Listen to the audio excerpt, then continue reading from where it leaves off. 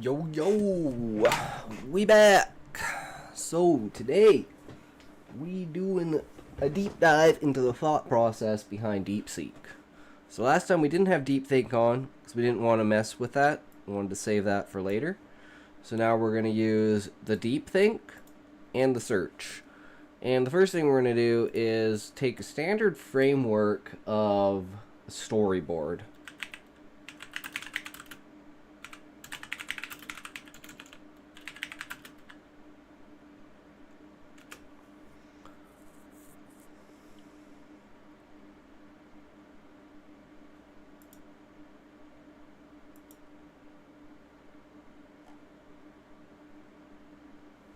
No, that's something different. Okay, well, I was hoping it would just give me like the standard, intro, rising action, climax, falling action, conclusion.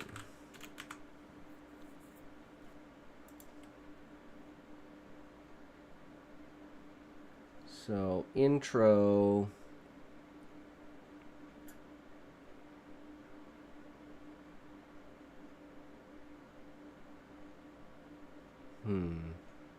Let's do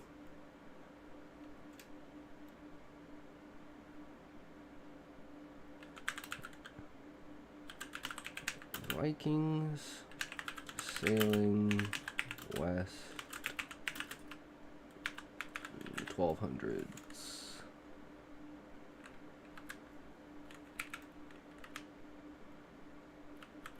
I guess we do our same, so we'll do plot, then we'll do intro, introduction,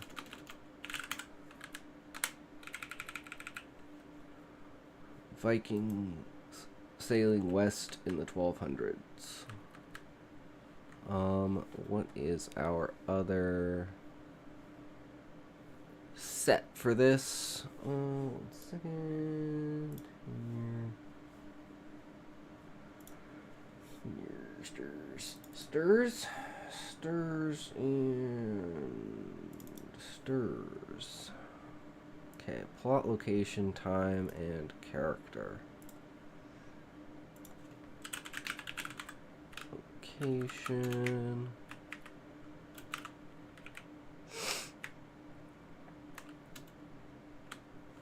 Viking sailing west, location.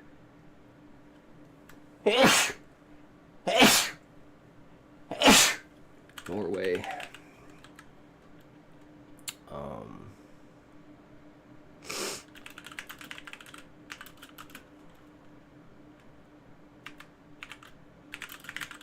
13th century.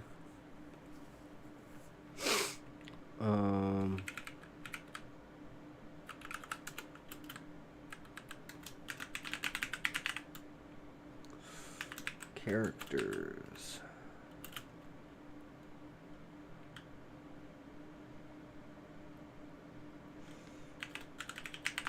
Good sailor.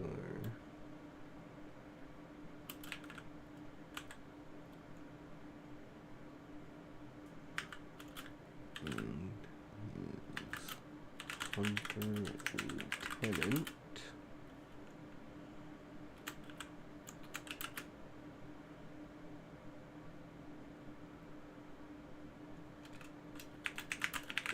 Trusty crew of 5. Okay, introduction.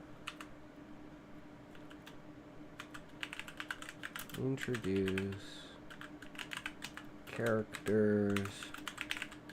Introduce. As wars around the ship. Storm.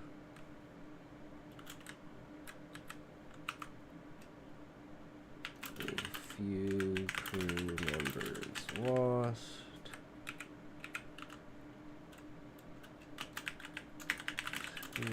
through the storm.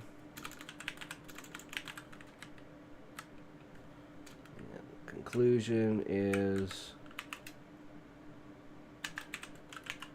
shipwrecked in strange land. 2 survivors. Okay, let's see what we can do with this.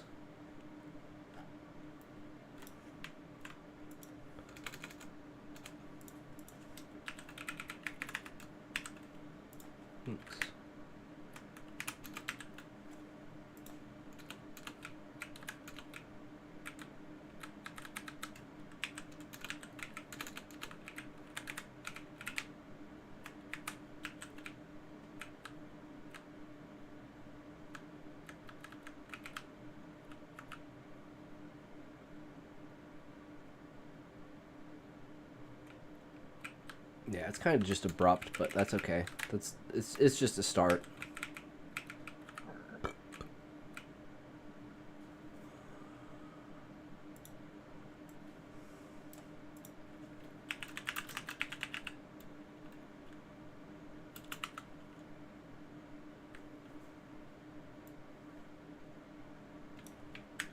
Okay.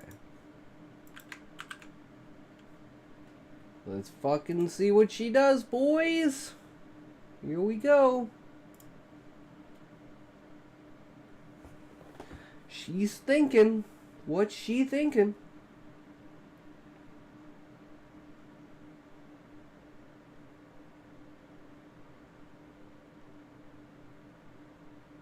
Don't tell me you're busy.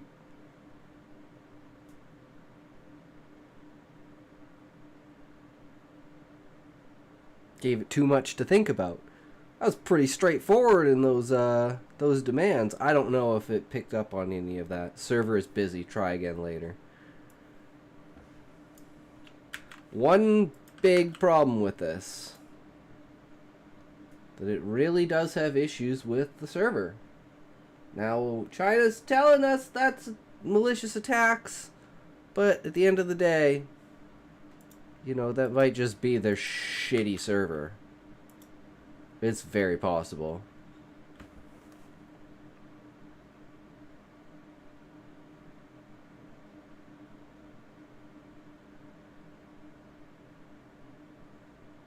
Yeah, I think she's borked. We might have to skip this.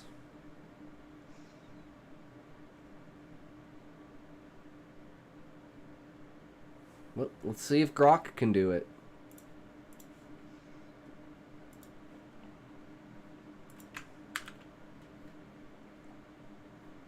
Oh, I never write a 2,000 word story. Okay, I forgot to put that in there. Maybe that's important.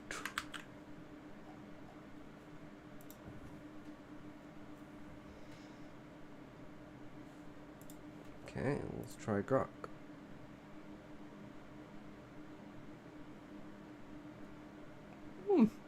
Alright. Alright. And this one's still thinking? So it's definitely got some server issues. But when there's no server issues, I think it's fine. It's just, I really wanted to get in on its thought process and how it thinks through coming up with its ideas. Compare that to mine and see how we go from there. But without being able to see the thought process, we just wind up with another random story. Is this 2,000 words?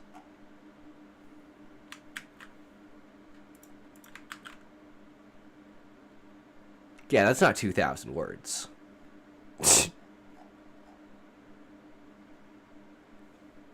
That's not even 1,000 words.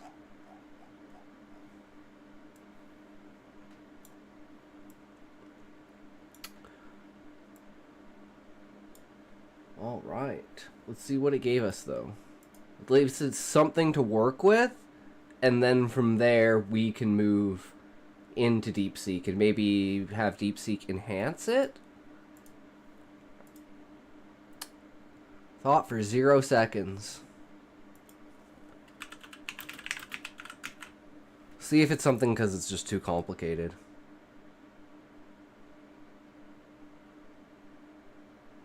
Or if it's literally just borked. It looks like it's borked.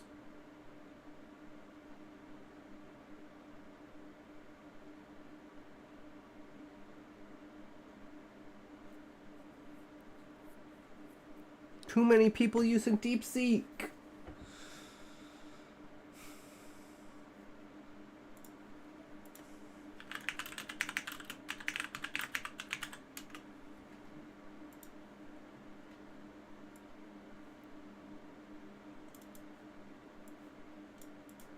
Okay.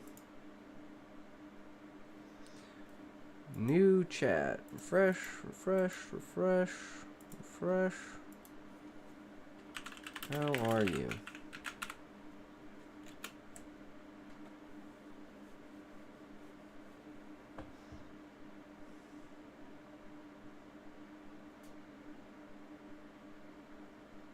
Oh shit, we got something?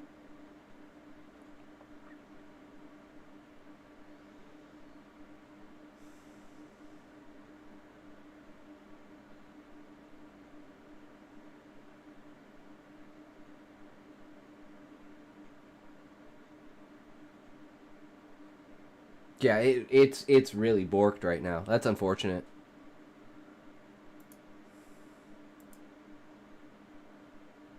Well, I guess it's just up to Grok then. At least we got a story.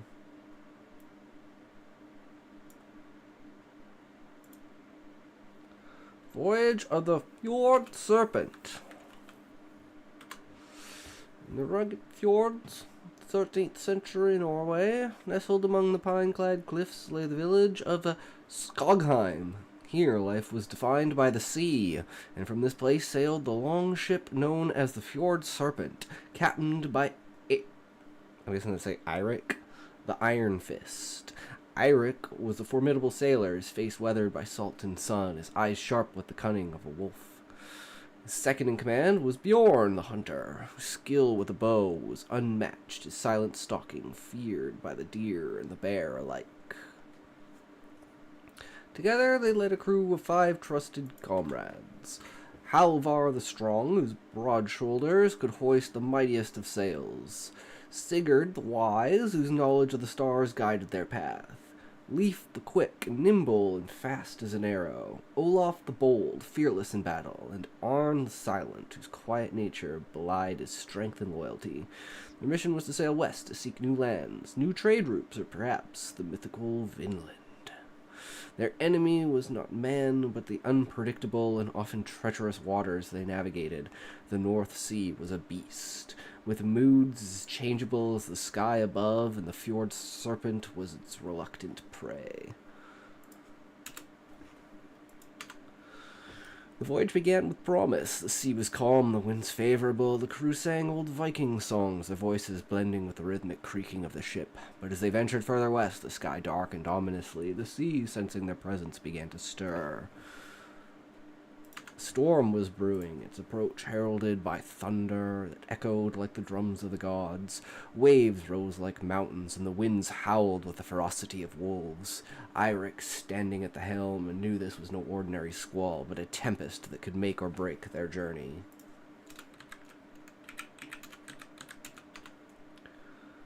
Under the wrath of the storm, the Fjord Serpent fought valiantly, but was no match for the unleashed fury of nature. Waves crashed over the ship, threatening to sweep the crew into the abyss. In the chaos, Sigurd the Wise was the first to go, swept away as he tried to secure a sail. Halvar attempted to save him, met the same fate, his strength useless against the sea's cold embrace. The loss struck a blow to the heart of the crew, their members halved in an instant. With the storm showing no signs of abating, Eirik and Bjorn took command, their voices cutting through the wind, directing the remaining crew. Leif and Olaf clung to the ship, using their might to keep it from capsizing, while Arn, ever silent, navigated by sheer instinct, his hands steady on the ropes. Eirik, with eyes like steel, steered the ship through the maelstrom, his every move a dance with death. Bjorn, his arrows now useless, stood by his captain, his presence a silent testament to their undying resolve. Together they managed to keep the fjord serpent afloat, though its path was now dictated by the will of the storm. As dawn broke, the storm began to weaken, but not before one last cruel twist of fate. The fjord serpent, battered and broken, met its end against unseen rocks. The sea claiming its prize, the ship shattered, its pieces scattered across the strange unknown shore. Eirik and Bjorn, the only two survivors, found themselves washed up on a land unlike any they had seen. The trees were different, the air was thick with unfamiliar scents, and the ground was soft and foreign beneath their feet. They were far from home in a land that might have been Vinland or something entirely new. Exhausted, both men knew the journey had changed them irrevocably. They had lost more than comrades. They had lost a part of themselves to the sea.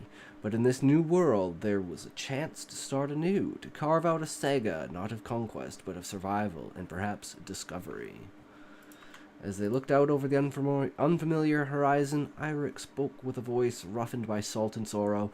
"We are Vikings, Bjorn. We do not die. We merely find new lands to conquer." And with that, they began their trek inland, their spirits unbroken, their legacy yet to be written in this new land's history. Yeah, that's not too bad. Not too bad at all. Just for a basic bitch. But what we're really interested in is the thought process behind it.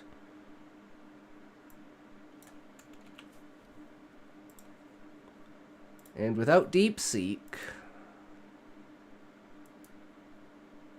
Oh, it has a history of all of my shit. It's a bad part of China. Oh, love it.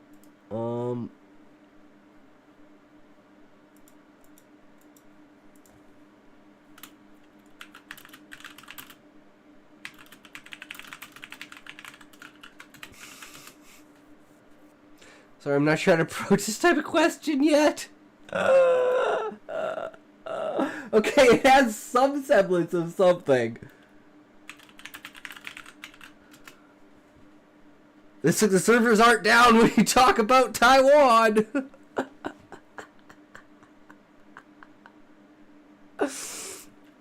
But you can do the China-Taiwan?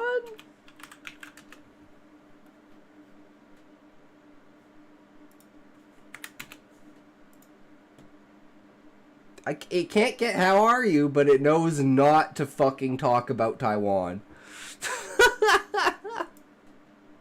Server is busy, but you can do the China-Taiwan.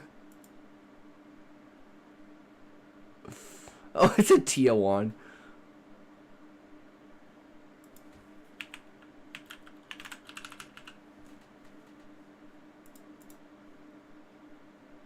Network error. Generating, please try again. Okay, let's refresh.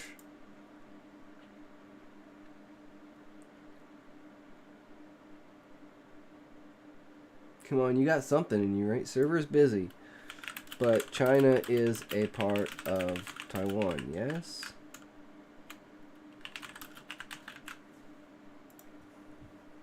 Sorry, I'm not trying to approach this. Second you say anything about it, it's just like, yeah, nope, sorry, peace out, I'm out, boy. Does use work.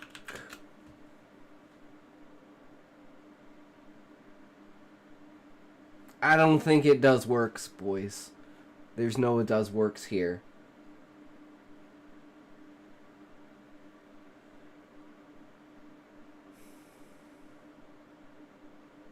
That is unfortunate.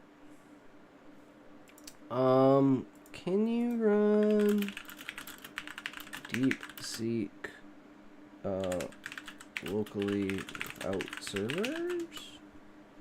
Running DeepSeek R1 locally gives you complete control over model execution without dependency on external servers. Oh, cool. How to set up and run DeepSeek R1. Explain locally. Set up using Llama.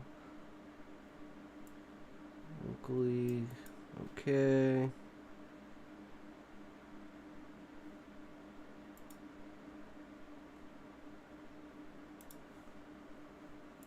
Windows.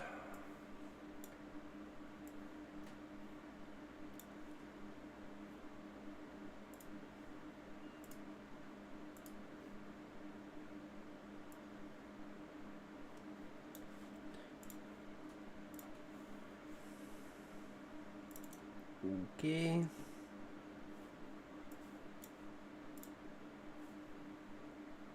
Next. Download is complete. Install application. Download and run DeepSeek R1. Let's test and set up. Launch the terminal and type the following command.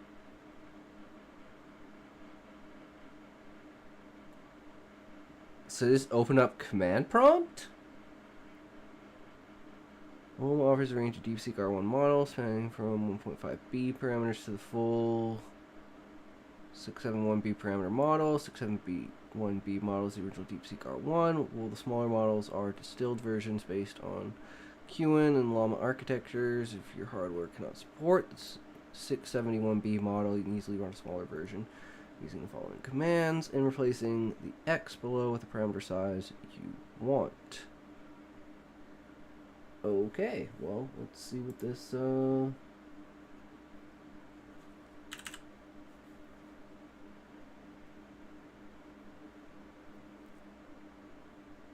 okay, so we want Anaconda, right?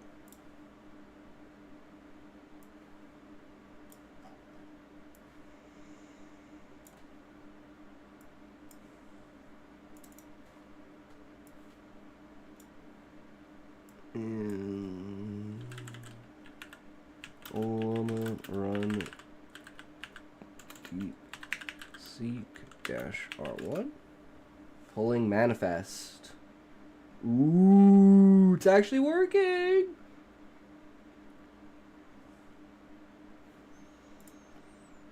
Once the model is downloaded, you can interact with DeepSeek directly in the terminal, accessing Deep1 via API to integrate DeepSeek into applications, API using curl.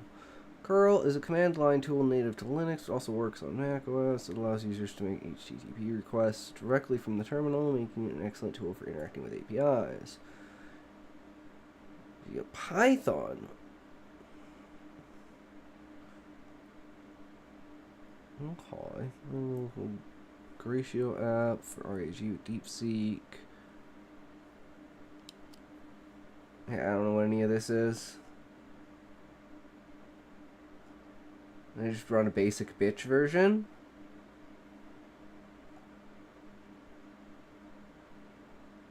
Or do I have, we can run a Llama in any integrated development environment of choice. You can install Python package using the following codes. Okay, so we do need Python, but we have Python. So pip install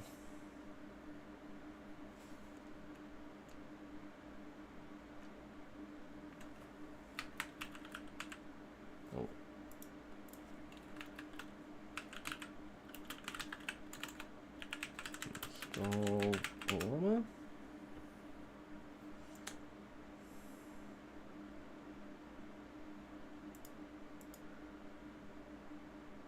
Okay, so this is actually running.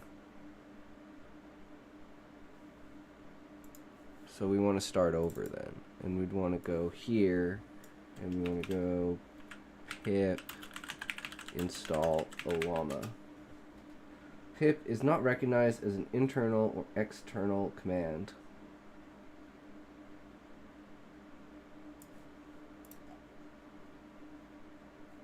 To integrate into applications, use the API using curl. Curl's command line tool.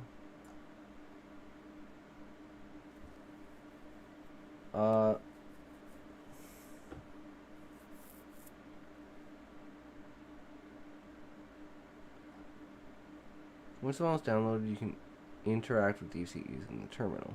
Okay. But it's not showing the thinking process.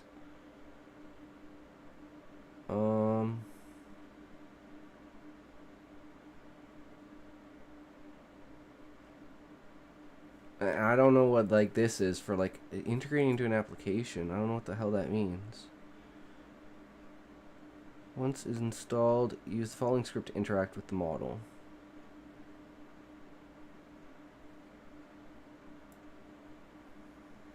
Okay, well, let's see if that works.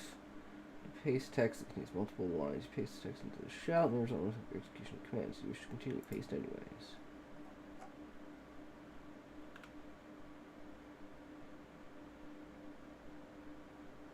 Okay, so that didn't work.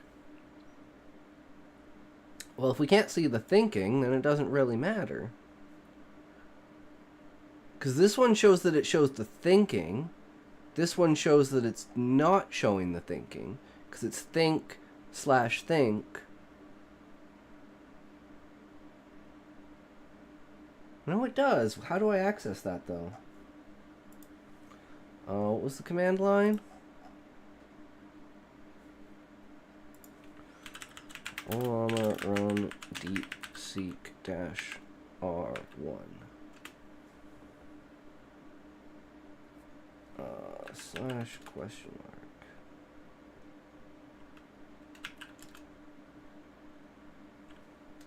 mark. How do I turn on the think option? Alright, so the user asked how do I turn on the think option, which means the think option is on. So it is thinking. Okay. Okay. So we got this. Alright, so the user, oh, of course it's not the right size. Alright, how can I assist you today? How can I turn on the think option? Alright, so the user asked how do I turn on the think option, looking back at conversation history. They previously asked a question mark with question mark, which often means they're unsure or confused. Now, they're asking about turning on a feature called Think. I should assume that this is related to AI chat capabilities. Maybe they're using an AI tool like ChatGPT and want to enable the thinking mode for generating process. In my response, I need to explain how to do that clearly. I'll mention going into settings or options and look for a toggle switch labeled Think or something similar. I should also provide an example of what the output might look like when using think mode versus regular mode. Additionally, I want to make sure that understand that this feature helps generate more detailed and coherent answers by simulating human-like thinking processes. I'll keep it friendly and offer further help in case they need more guidance. It seems you're asking about enabling a think option or feature in some context, possibly related to an AI chatbot like ChatGPT. If you're referring to turning on a thinking mode for generating responses, here's how you might do it. Thank you.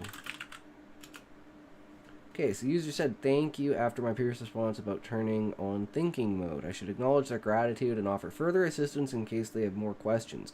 Maybe they were satisfied with the information, but want to confirm if I can help them with something else now. You're welcome. If you need any more help or clarification, feel free to ask. Okay. Moment of truth. Can it do this?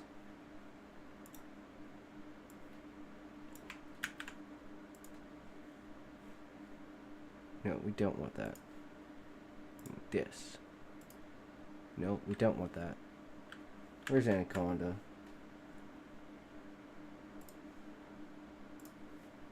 There we go.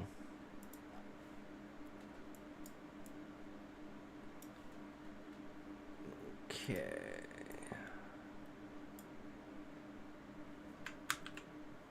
Right, a 2,000 word story, plot, Vikings, location, the story.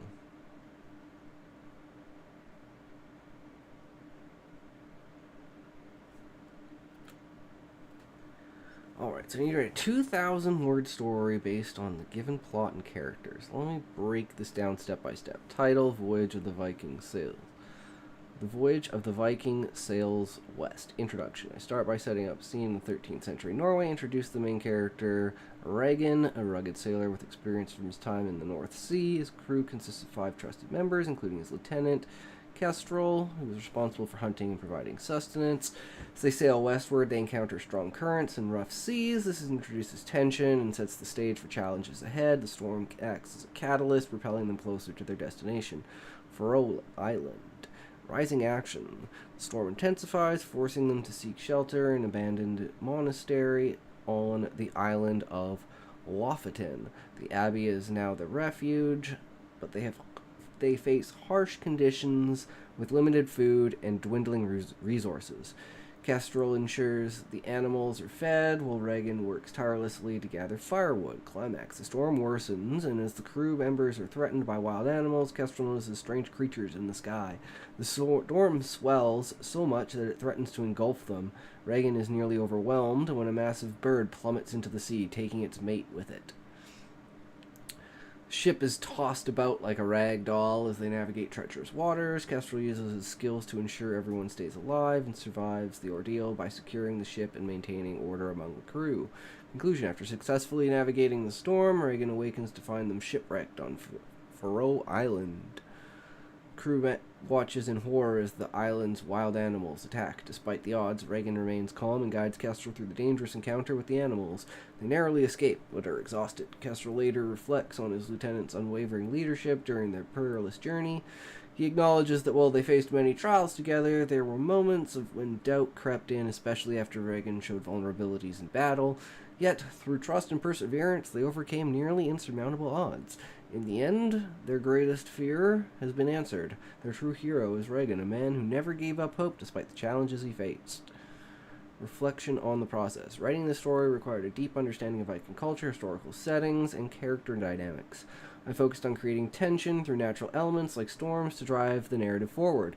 I also aimed to highlight the bond between Reagan and Kestrel, showing how they trust and teamwork were essential in overcoming the storm's challenges.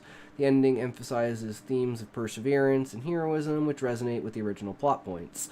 Damn, son! Yeah, that's pretty much my fucking thought process to, like, a goddamn T. I'm like, okay, should I do this? But then it's like, in between all of this is the...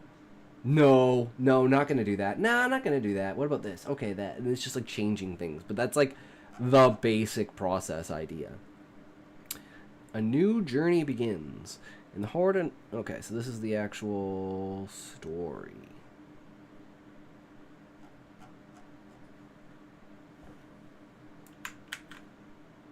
Wait, can we do that? Did that work? That really seemed like that didn't work.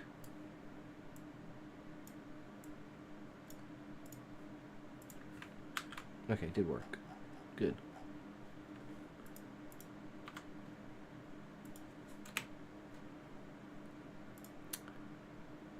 Save as...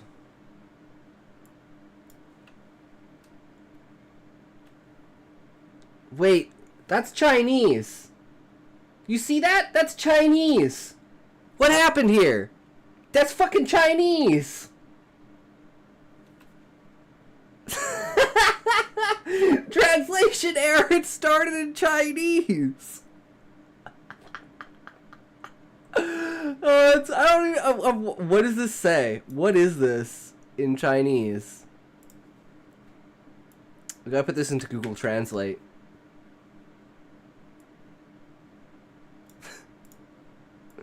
Okay, we can move that over there for now. Let's go here. Google. Okay, well, it's just gonna go translate. Unknown. Why is it fucking got this shit in the way? Get out of here. Wei Ji. Okay, well, what's this one? Not yet. And this is no. So this means not yet no?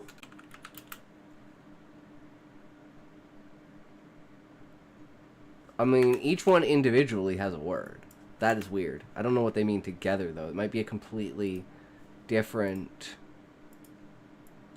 Unknown! It's... That is hilarious. I'm a fucking idiot. Unknown is the word, not Google Translate doesn't know what it is. It's unknown. I'm a fucking idiot. Okay. So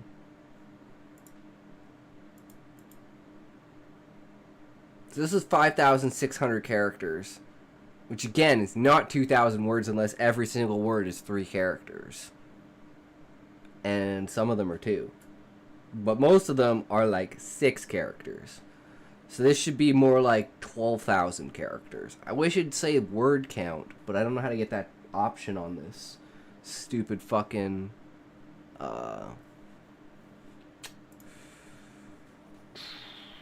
what's the word I'm looking for? Words. Notepad. Jesus Christ. Notepad. I need a fucking toke before we read this. Into the unknown. I just can't believe that it had it just forgot to translate at the end there. Either that or something went wrong with copy and pasting. Cause I don't see that actually on here. Like, where does it say unknown? Oh, it is. It's right there. Right at the very beginning, it says unknown. Go China. China #1!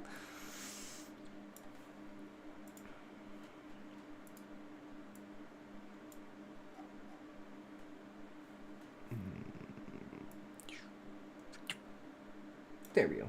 Much better. Okay. Let's do it.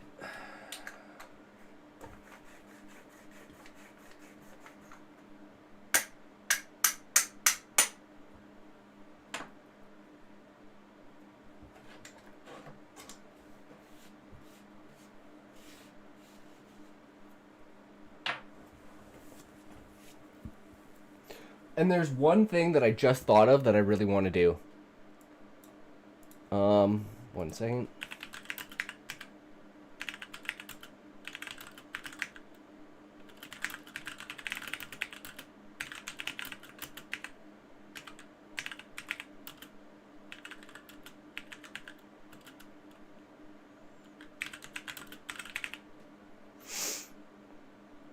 Okay.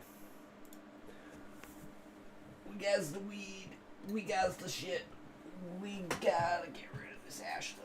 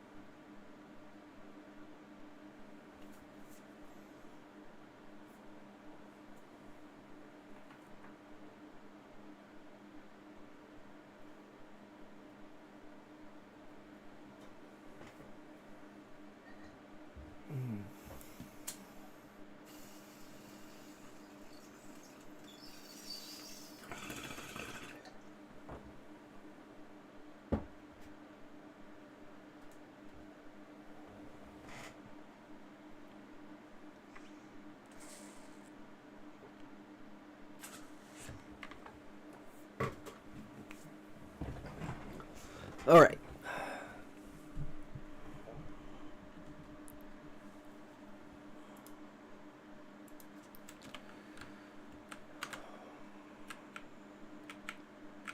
Some of this is going to be a little messed up.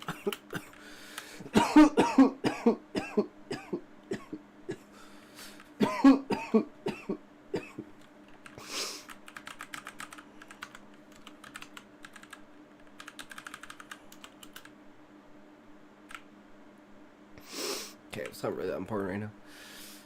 In the heart of Norway, nestled among the rugged mountains of the northern kingdom, there lay a small village known as Helheim. It was a quiet place, where the villagers lived simple, hard lives, but for Regan and his crew, this peaceful life was about to change. Regan was a man of many talents. Swords, shields, and sails. He'd spent years in the North Sea, sailing with various ships, but this time, he was different. This was a journey unlike any other. He set sail from Helheim on a village westward into uncharted waters. The sun hung low in the sky, casting long shadows over the ship. His crew of 5, Kestrel, his loyal lieutenant, and 4 others, each with their own skills and strength, set off into the unknown. The sea was rough that day. Waves crashed against the hull of the fierce force, threatening to swamp the ship. But Regan was unfazed. He guided the ship through the storm, securing its course and ensuring its stability. His crew followed close behind, their faces etched with courage as they faced the elements head on. The storm of Lofoten. As the days passed, the storm grew worse. It seemed to swallow up the crew one by one. The ship was teetered on the edge of collapsing, but Regan remained steadfast. He knew that he and his men would not last long in such conditions. Their only solace came from the animals they had brought along for provisions: goat, sheep, and a few chickens. Kestrel ensured they were fed, while Regan worked tirelessly to gather firewood. The hours dragged on, but with each passing day they grew weaker. One evening, as the storm raged around them, Kestrel heard something strange in the sky. A low call. His stomach turned at the sight of it. Their meal was gone. To his horror, he saw a massive bird dive into the sea, taking its mate with it. The sheep was tossed about like a rag doll. Waves crashed against the rigging, and Regan struggled to hold his helm steady. The crew grew tense as they watched their leader face nearly insurmountable odds. After what felt like forever, the storm subsided. The ship was tossed roughly into the water, but it remained upright until Regan brought it back up with his strength. Yeah, okay, Grok's not very good. I mean, Deep Dive's not very good on the grammatical structure compared to Grok. Grok was very much so better. So I'm going to run this through Grok, and we're going to do a grammatic restructuring. It's also like, yeah, there's some weird shit going on here. But I think I know why. And Unknown gave us the reason why. It's because it was all originally done in Chinese and then translated to English. So that might be one of the big, like, falter points with at least what I have on the local drive, because that clearly states that it's originally done in Chinese. Because otherwise, why would it have Chinese characters, even like the concept of them, in an English language version? So that's interesting. But this definitely is not congruent. Like, they're on a ship, but he's gathering firewood. The story in the thought process was they were supposed to, like, be anchored to an area and then, like, go inside an abbey or a monastery for, like, a secluded monastery, like, abandoned monastery on a random island. And it can't even get the fucking guy's name right half the time. Like, this is actually pretty sad. Oh. And then the ship is upright, but he brought it back up. It's like, yeah, it doesn't... It's definitely a translation issue. They were exhausted, but they pressed on. The crew set to work gathering firewood and repairing the hull as best they could in the dark hours of the storm. Kestrel ensured that each man carried a portion of the supplies, no matter their age or strength. As dawn broke, the crew discovered they had been shipwrecked. They were miles away from land, nowhere to go back onto the boat. Regan was nearly as exhausted as men and felt like he could fall at any moment. Kestrel, however, had a different vision for their future. He led them through the dense undergrowth of the Faroe Islands, their faces illuminated by the glow of the small fires they built in search of warmth. The crew began to heal physically and mentally as the ordeal of that storm had subjected them to. As the crew worked together to survive, Kestrel noticed something strange about the island. The landscape was unlike anything he'd ever seen, dense with overhanging trees and twisted branches. It felt foreign to him. He told Regan about it during their meal break. The next morning, they set off to explore further. The storm had passed, but the crew still felt its effects. Kestrel's boat was wrecked in another part of the sea, but Regan remained determined to find his way home. After weeks of wandering aimlessly through the Faroe Islands, the crew began to realize they could no longer stay in one place. They knew they had to find their way back to Helheim, to the land they had left behind. Regan charted a course across the open sea, using his skill as a navigator to guide them. See, where'd they get another ship from, though? Like, it's not congruent at all. Whereas Grok has been very consistent. And DeepSeek with, like, the online backup version was definitely better than whatever version is currently running on Anaconda. So we can try it again and see. Because, like, yeah, this is shit. shit. This is garbage. This is absolute garbage. Whereas the other ones were like, yeah, okay, I could definitely see that. It's like, yeah, I could see that. And this, nah, Garbo. This is 100% Garbo. Fake Vikings.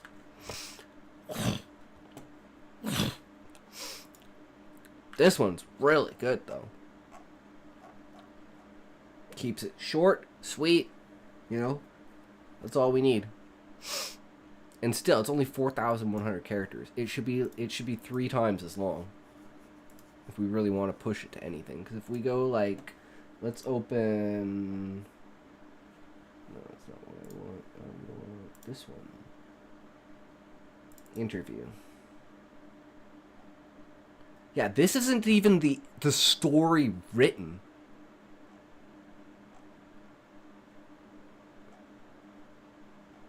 And it's 12,050.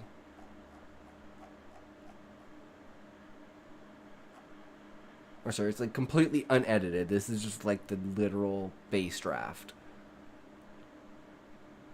And I'm pretty sure this was like,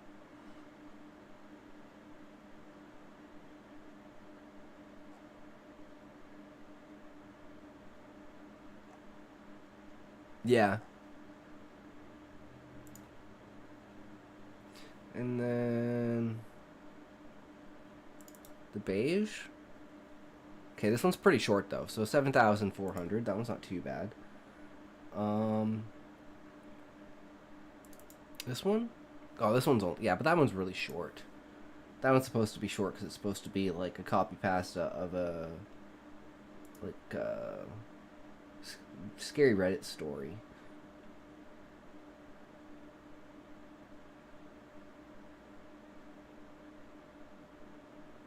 Was the only one I have on here? Oh, well, there's Intrusive Thoughts. But yeah, this one's not written. This is just an outline of a synopsis and like one of the first scenes for it. I gotta bring all my short stories over here. I have them freaking somewhere.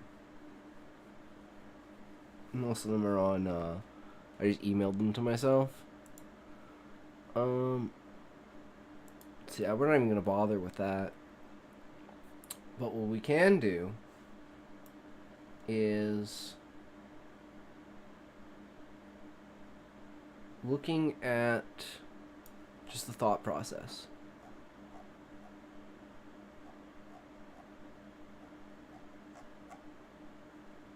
The thinking.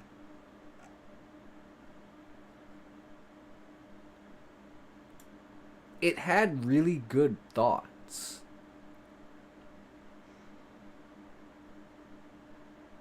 But it didn't hit the mark.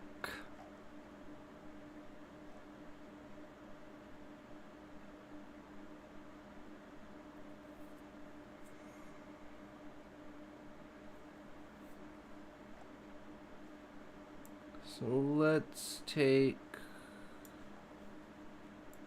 No, let's take it from Grok.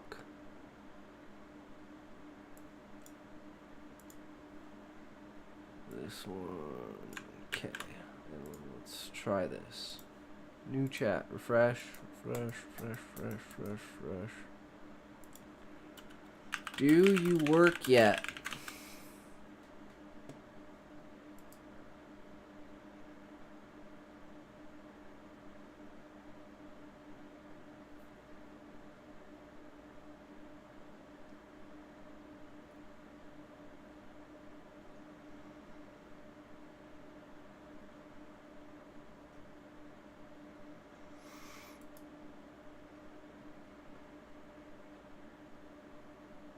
Okay, I don't think it works. Let's go to our next idea. Okay.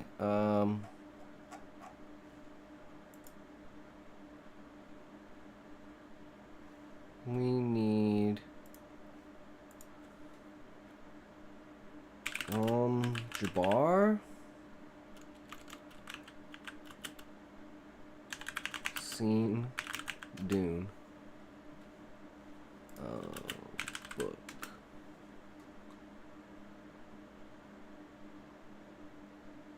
Excerpt from Dune.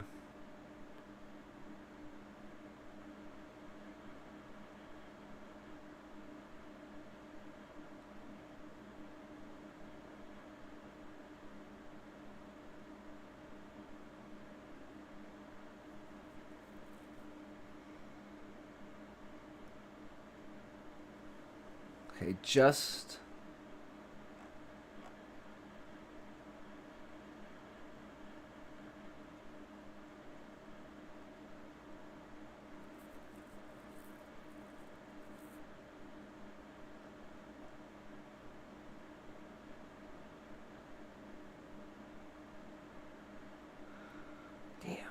Is there another part to it? Because like this is like the introduction, but I want the actual like description of like when Paul's hand is burning inside the box.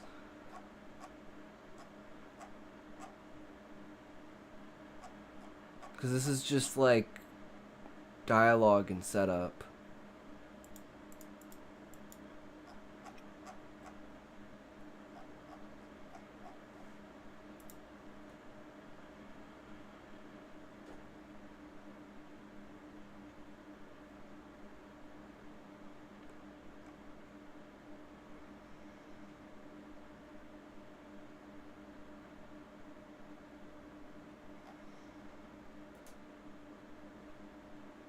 Well, I guess that'll have to do.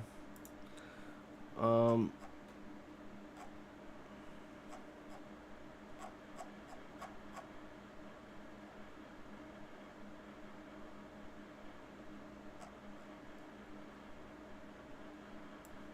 let's just take this scene.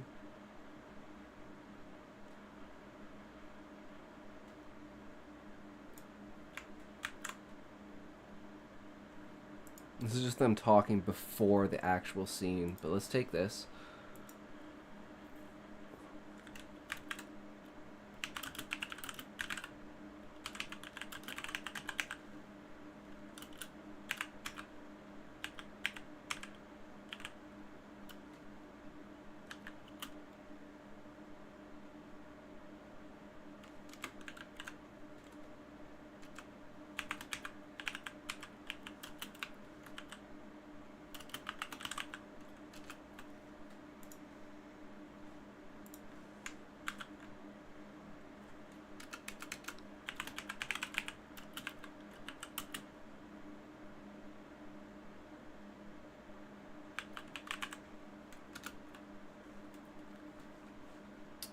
Okay.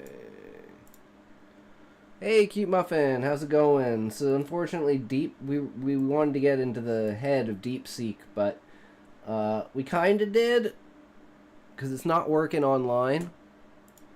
Server's busy, so we couldn't get the thought process. So I came up with a really cool idea of seeing if Grok could compare an excerpt from Dune, from the Gom Jabbar scene, to an excerpt from my chapter.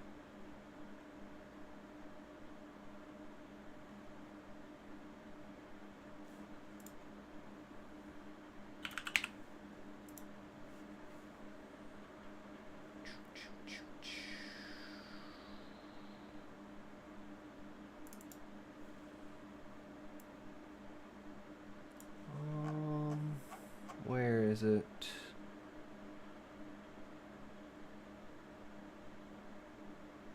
Why would that be different? I don't know what you mean by that. In reference to what? What wouldn't be different?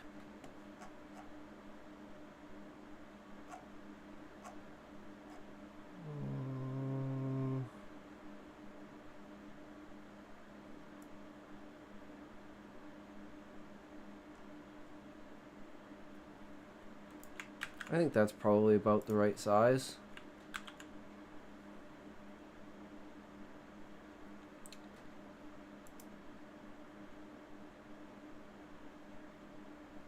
Oh, because you can see its thought process.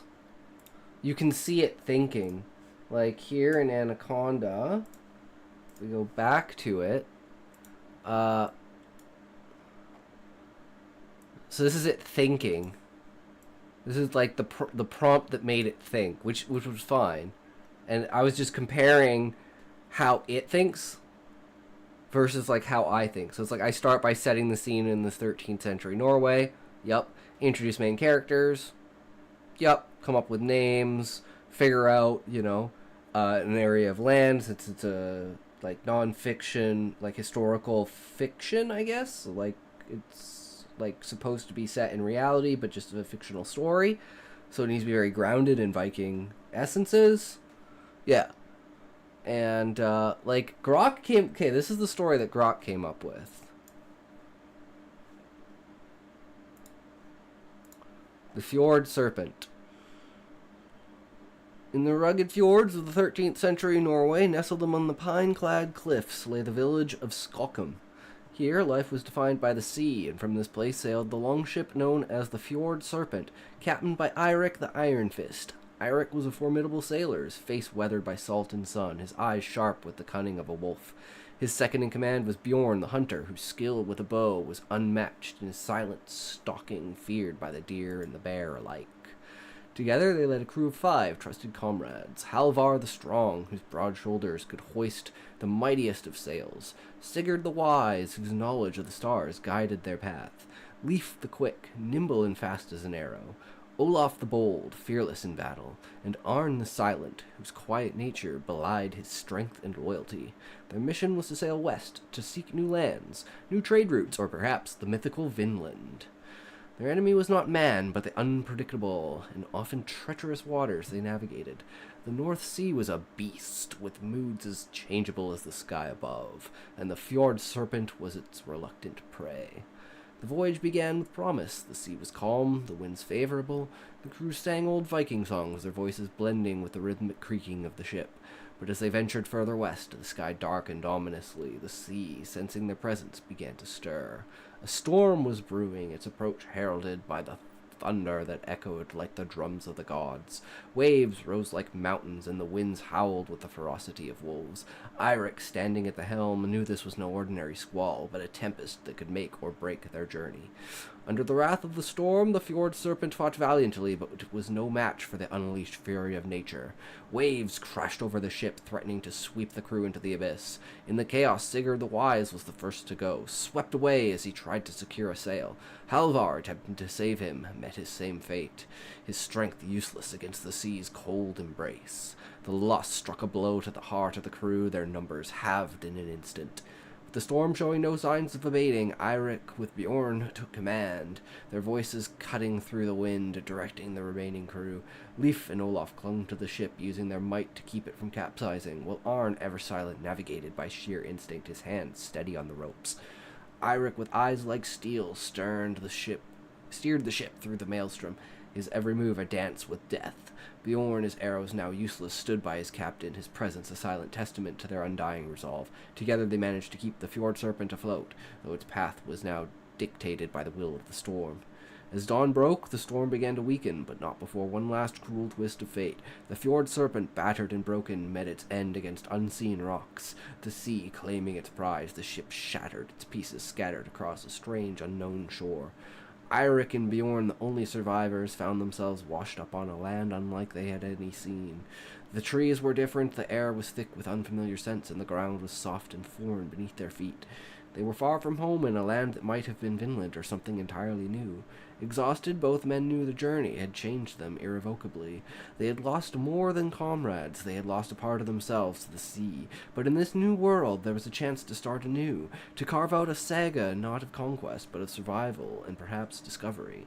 As they looked out over the unfamiliar horizon, Eirik spoke with a voice roughened by salt and sorrow. "We are Vikings, Bjorn. We do not die. We merely find new lands to conquer." And with that, they began their trek inland, their spirits unbroken, their legacy yet to be written in this new land's history. I was like, yeah, that's not bad for just like fucking random grok. I was like, damn, he's good at that. Let's see what he said about this, though. Narrative, purpose, themes and motives, language and style, character interaction and development, setting and atmosphere. Here's a comparison of the two excerpts from Dune by Frank Herbert and Dawn by an unspecified author. Scene is intimate, intense, taking place in a small private room where the confrontation is psychological rather than physical. The atmosphere is thick with suspense and the heart of immediate personal danger. The setting is minimalistic, focusing on the interaction between Paul and the mysterious old woman. This an excerpt unfolds in a larger, more dynamic setting, likely a battlefield or some kind of combat arena where multiple enemies and allies interact. The atmosphere is one of action, chaos, and strategic warfare. The environment is described with a focus on the physical aspects of combat and technology, creating an action-packed video game like... Yes! Oh, holy shit! It did that. That's what I was going for. Video game-like scenario. Because it's Final Fantasy, so it's supposed to read like a video game, like an anime, like solo leveling, where it's like very grounded in the real world, but then there's an extra element to it that makes it like interesting, which would be magic, and the fact that the characters aren't human. Character interaction development. The interaction is deeply personal, centering around test of humanity and control over fear. Paul's character is developed through his internal monologue and his dialogue with the Reverend Mother, showing his pride, fear, and eventual mastery over his emotions. The old woman, though unnamed here, is revealed as a powerful and enigmatic figure testing Paul's human qualities. Character interaction is more about teamwork and strategy in battle. Jellic and Kalmosh are shown as warriors with specific roles and tactics, using advanced weaponry and magic. The development here is less about internal struggle and more about showcasing their combat skills and coordination. That's what I was going for, because it's like at the very beginning of a game when you're at like level 90 and it's like the tutorial. Yeah, I know, right? I mean, who knows? That's the whole concept of never be married to any idea. Always be an open book, because you never know. Like, you don't want to cut off potential because you're thinking about something in a certain way. And actually, this reminds me of a great thing: the new Veritasium video that came out.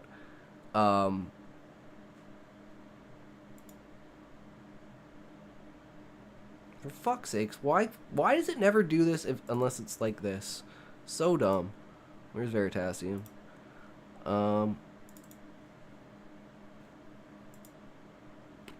Why super glue?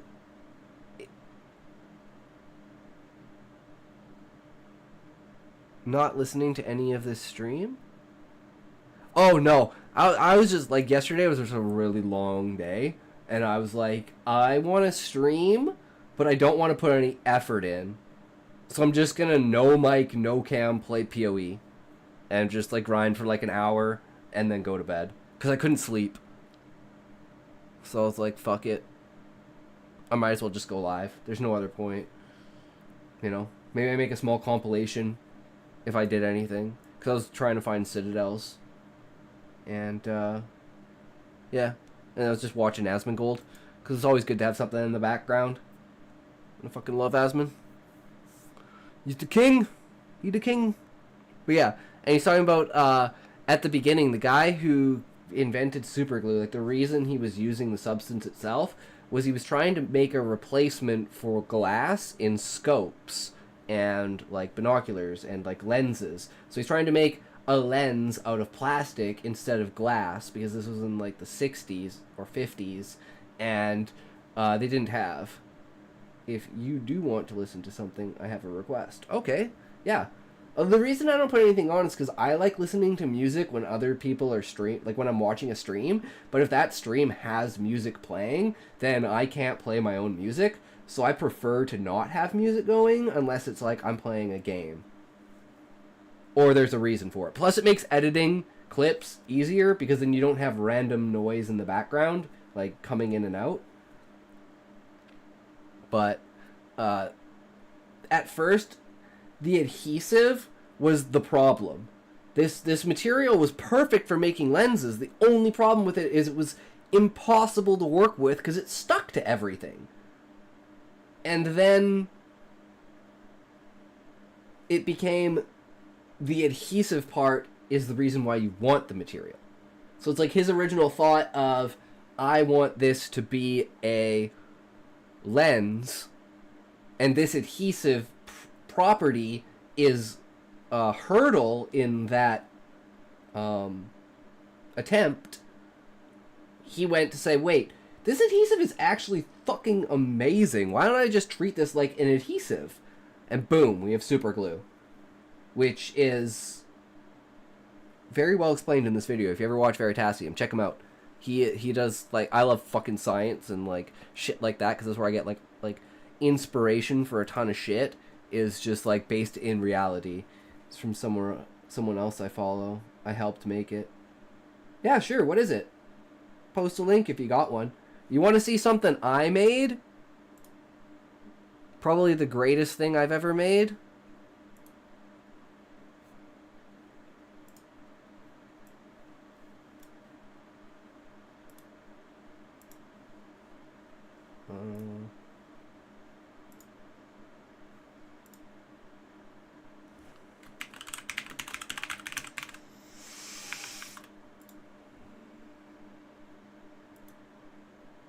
Called Muffin from Tom Stone Records.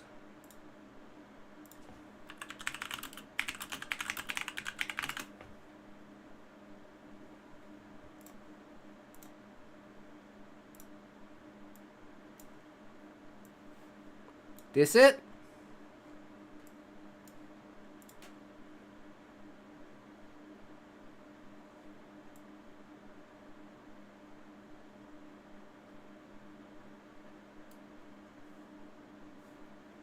All right, let's do it.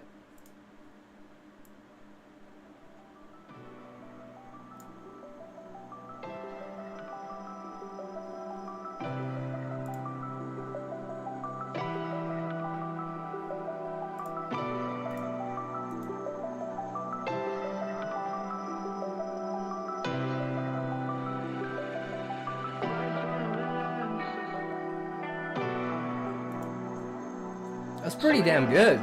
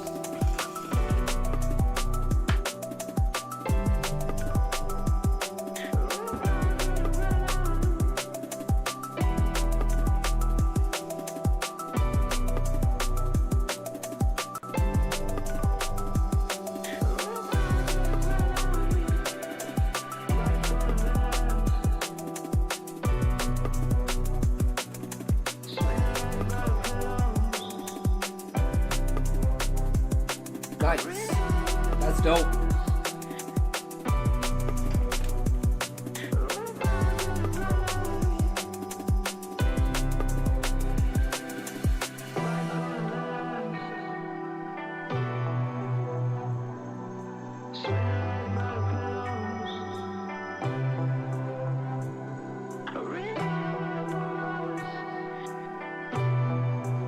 But yeah, back in the day, my old YouTube,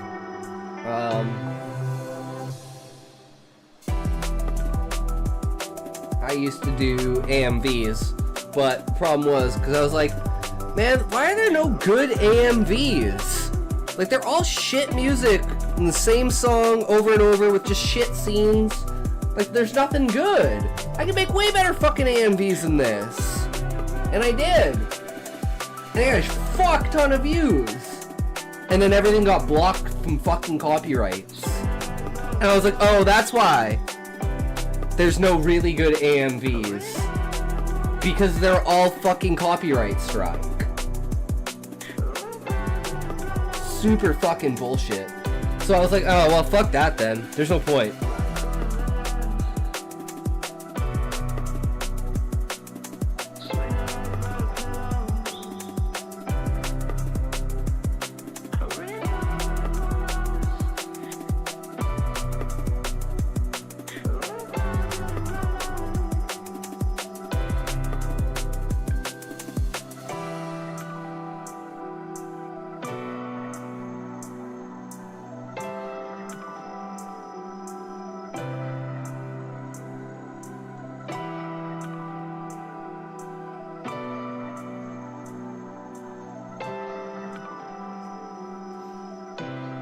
This shit's sick. Hell yeah.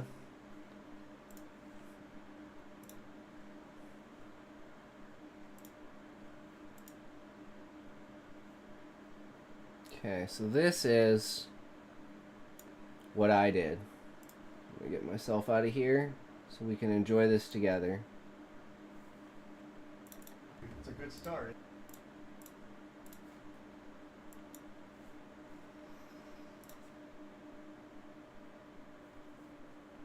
Oh, it's gonna be stupid. Start, yeah, okay. Work this time. Go. It's a good start, isn't it? There's just so much goddamn weight on my shoulders. All I'm trying to do is live my motherfucking life. Supposed to be happy, but I'm only getting colder. Wear a smile on my face, but there's a demon inside. There's just so much goddamn weight on my shoulders. All I'm trying to do is live my motherfucking life. Supposed to be happy, but I'm only getting colder. Wear a smile on my face, but there's a demon inside.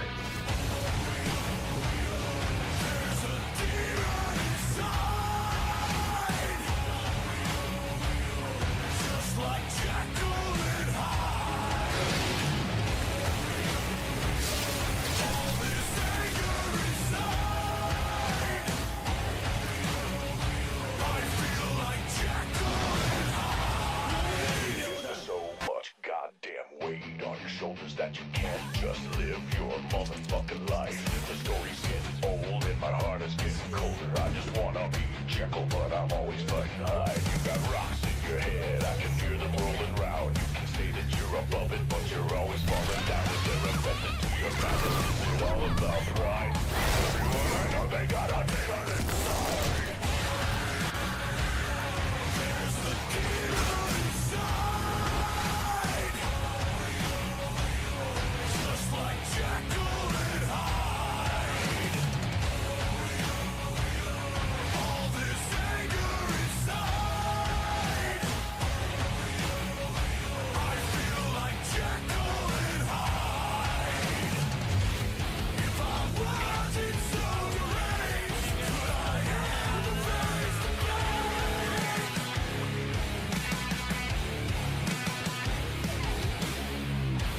If I ever were to change, would the song remain the same?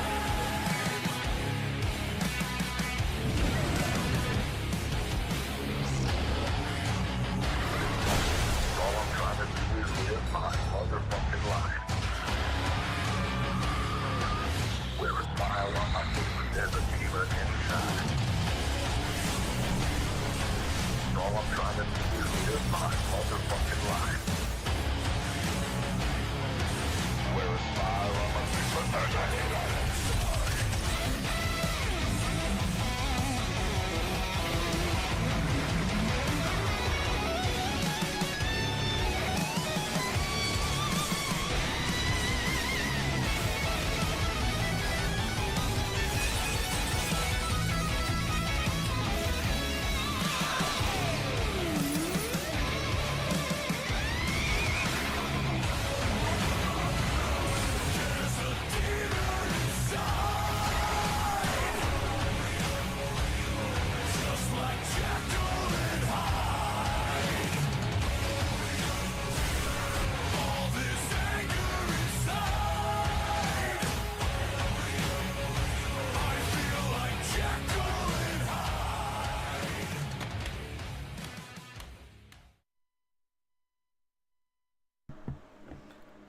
But yeah. Five Finger Death Punch, Jekyll and Hyde, Tokyo Ghoul AMV. That's probably the best one I've done. That's why I showcased that one. But almost 17k views in 2 weeks, and then it got fucking copyright struck. Straight down the shitter. But yeah, there are 2 scenes from that I just, like, had super inspiration from. So, I've been wondering about how I'm gonna do the Warriors of Light. And I always want, like, one of my favorite tropes is the crazy bitch, which is like You know, like the chick that just is fucking crazy, just absolutely, she's absolutely insane, you know? And then there's only like one character that can like ring her in. And it's like this really, really fucked up, like BDSM masochist relationship between like two of the Warriors of Light. And it's like the chick is absolutely fucking crazy, and the dude literally just like smacks her around to put her in place. But she loves it because she's fucking crazy.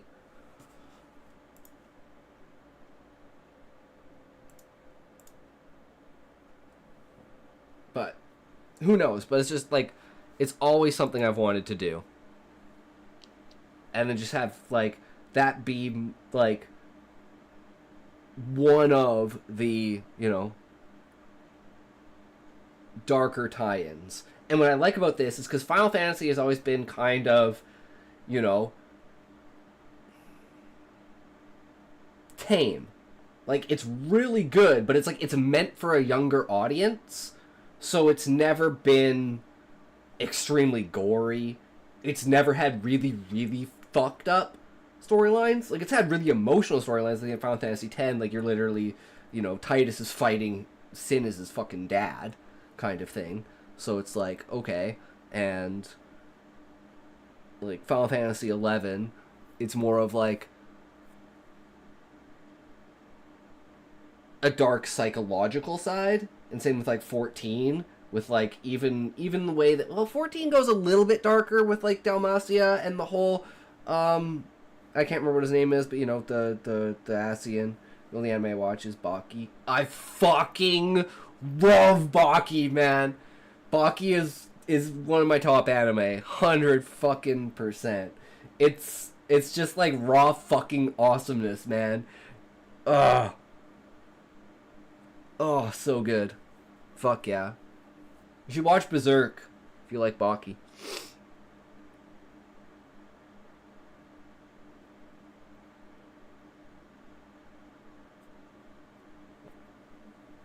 It's fucking good. All the seasons are good. Some better than others, but there's definitely like hype to them. I don't think I've seen the newest season though. Not sure.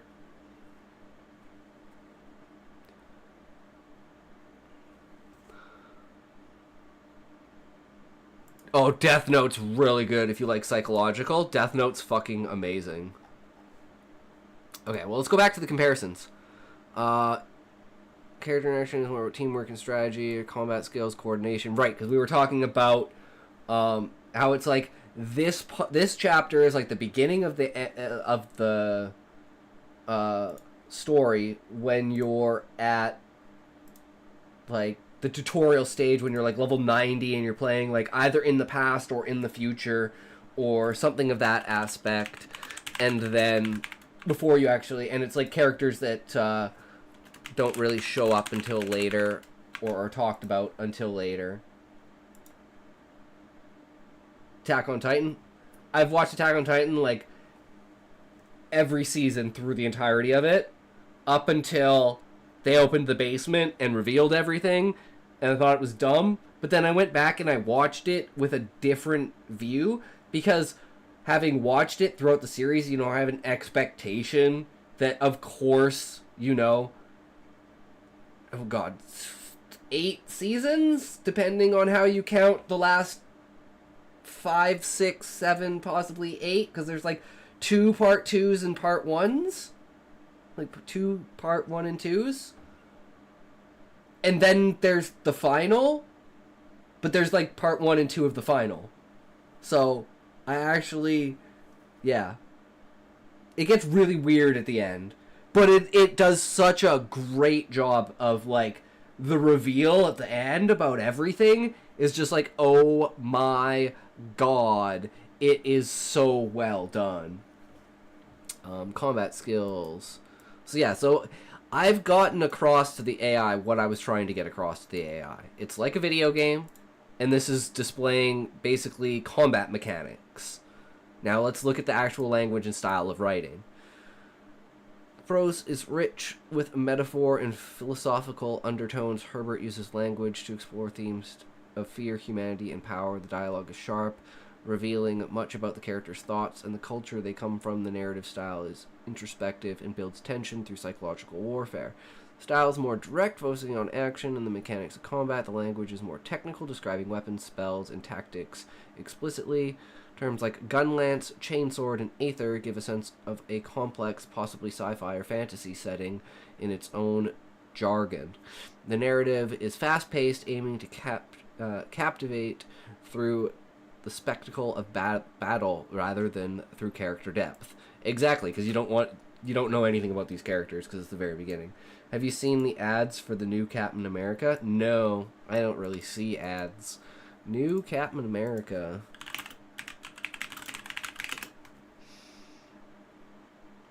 Brave New World. I don't know. I haven't watched Captain America in forever. Any Marvel movies since fucking like Endgame. Cause that's like watching Star Wars 7, 8, and 9. It's like it ended at 6. Let it go. Let it be. Let it be. It is dead now. Let it be. Narrative purpose or themes and motifs. The excerpt deals with themes of power, control, and the essence of humanity. The motif of the test, specifically the Gom Jabbar, represents a rite of passage, challenging one's abilities to face fear and death. You should watch Loki and then Deadpool. I've seen Deadpool. I haven't watched Loki. I've heard Loki is good, but I have so many shows I need to watch. I just don't. Since I started streaming, I literally don't have any fucking time for anything. That's like the time I do spend just like watching shit to try to put myself to sleep. So it's like I don't want to be dedicated. I still gotta watch Rings of Power season 2. I gotta watch the Silo season 2. There's like 3 or 4 movies I downloaded that I want to watch. I want to rewatch Boondock Saints, which I'm probably actually gonna do after the stream tonight. I'm gonna watch Boondock Saints again, just fucking cuz so good. And anime has been like on the top of the list. Like I'm caught up on Soul Leveling season 2. I still need to catch up on Fairy Tail 100-Year War or 100-Year Quest. And there's like 2 other good ones that have come out that I haven't watched yet. Oh, I still need to finish Vinland Saga season fucking 2. I need to finish Dr. Stone season 2, Dr. Stone season 3. Like, you ever watch Dr. Stone? That's another good one too. I fucking love that one. Yes, I watch Demon Slayer. I have a Demon Slayer poster on my wall. I can show you.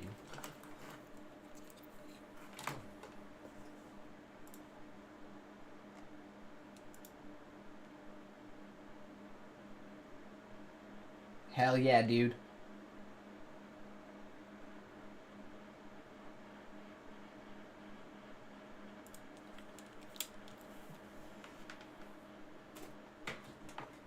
That's the setup. We got all kinds of... And there's like... I have an entire closet full of stuff because I moved and I just haven't put anything up. But I've got like Inuyasha posters. I've got Fairy Tail posters. Ghost in the Shell. Behind me is... the wall scroll is Ichigo. And then that's Midoriya from My Hero Academia. But you can't really see Ichigo's face. Orange one is Ichigo from Bleach.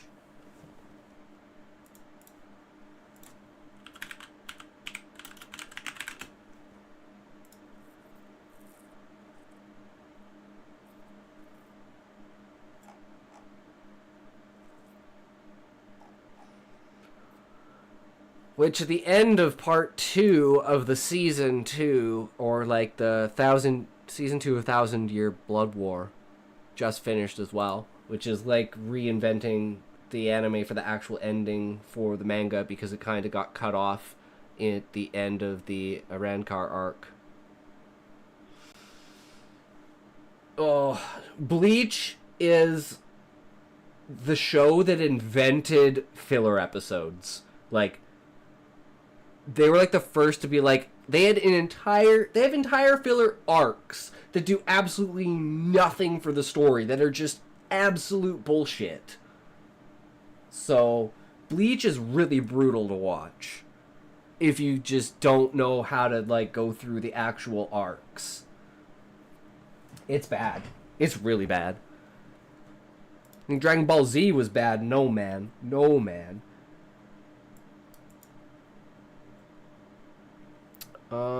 This scene serves to introduce key elements of Paul's character and the Bene Gesserit, setting up major plot points for the rest of the series. It's foundational in understanding the cultural and personal stakes of the narrative. The narrative here seems to advance the plot through action, perhaps showing the capabilities of the characters or resolving a particular conflict.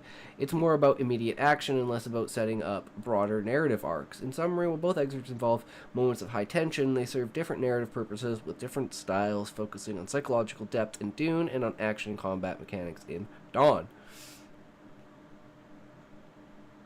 Dragging these balls across your face! Yup! I mean, it gives off what I intended. So that's a big thing, you know. We got in there what we wanted. Okay, let's see if Deep Seek's. Okay, I'm just gonna redo Deep Seek and see. No, I just want Deep Seek. Deep Seek. Start to Deep Seek. You working yet? All right, yeah, man. No worries. Have a great night. We will see you. Peace out. Thanks for coming and hanging out, man. Oh, it's working! It's working! Okay, let's do a deep dive into its thought process. Yep, I'm up and running. How can I assist you today? Okay, the user asked, you working yet? Let me think about how to respond. First, I need to interpret the question. It seems informal, maybe asking if I'm operational or active. Since I'm an AI, I don't work in the traditional sense, but I can process requests. Should acknowledge their question and confirm that I'm ready to assist. Keep it friendly and straightforward, maybe add a bit of emoji to keep the tone light. Also, invite them to ask anything they need help with. Wait, should I mention that I don't have consciousness or feelings? Maybe not necessary here. Unless they ask, just focus on functionality. That's fucking hilarious. Yes, a simple response like, yep, I'm up and running. How can I assist you today? Should work. It's concise, confirms my availability, and opens the door for their request. Cap.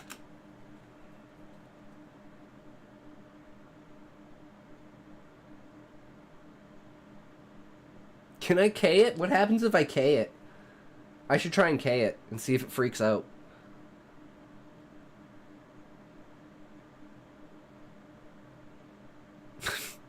Did I break it? Fuck. It went for 1. It went for fucking 1, and then it broke.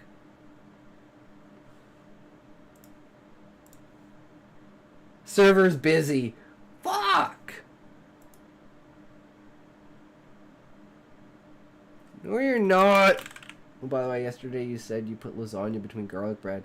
So it's a lasagna sandwich, but lasagna is a sandwich if you think about it. So it's a sandwich inside of a sandwich. That is... You broke my mind. Nice. That's fucking epic.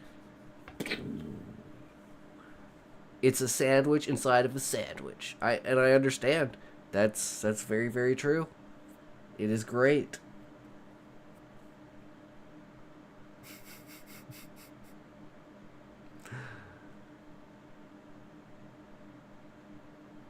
A Big Mac is a lasagna? I don't know about that. Okay. Wait, you're not working? Fuck! I had one chance and I wasted it? Okay, sounds good.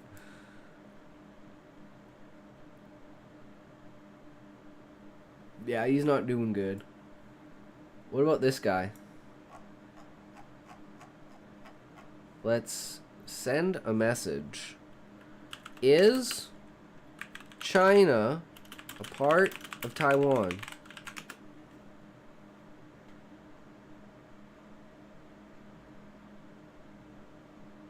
Uh-oh. Uh-oh.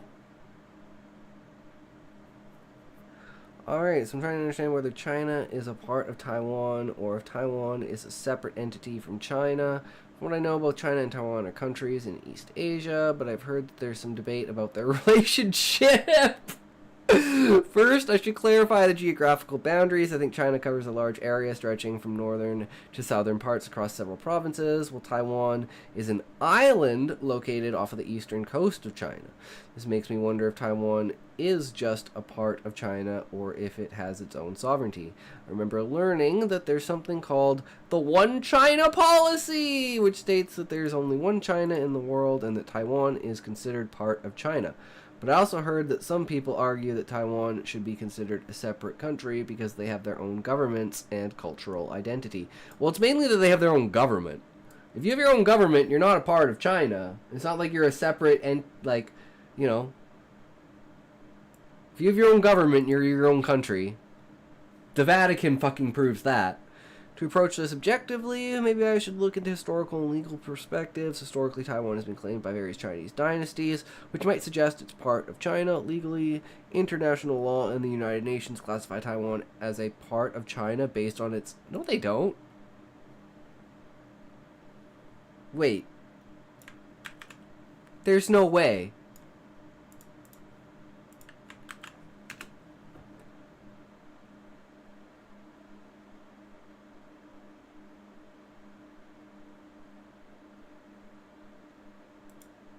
The UN Office of Legal Affairs issued legal options stating very clearly that the United Nations consider Taiwan for all purposes to be an integral... Wait, what?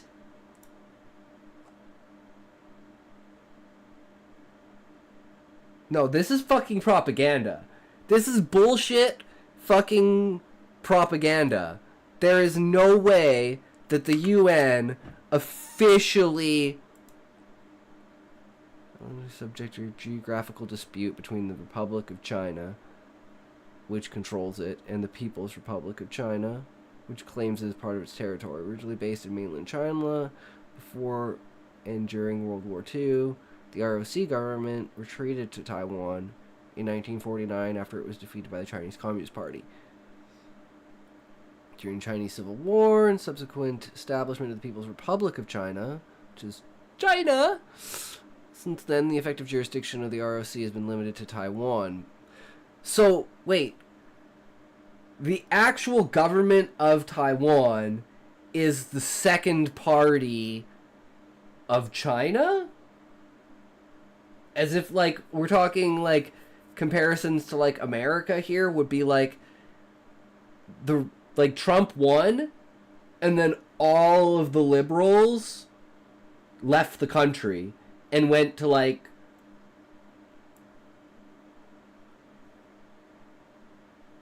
I don't know.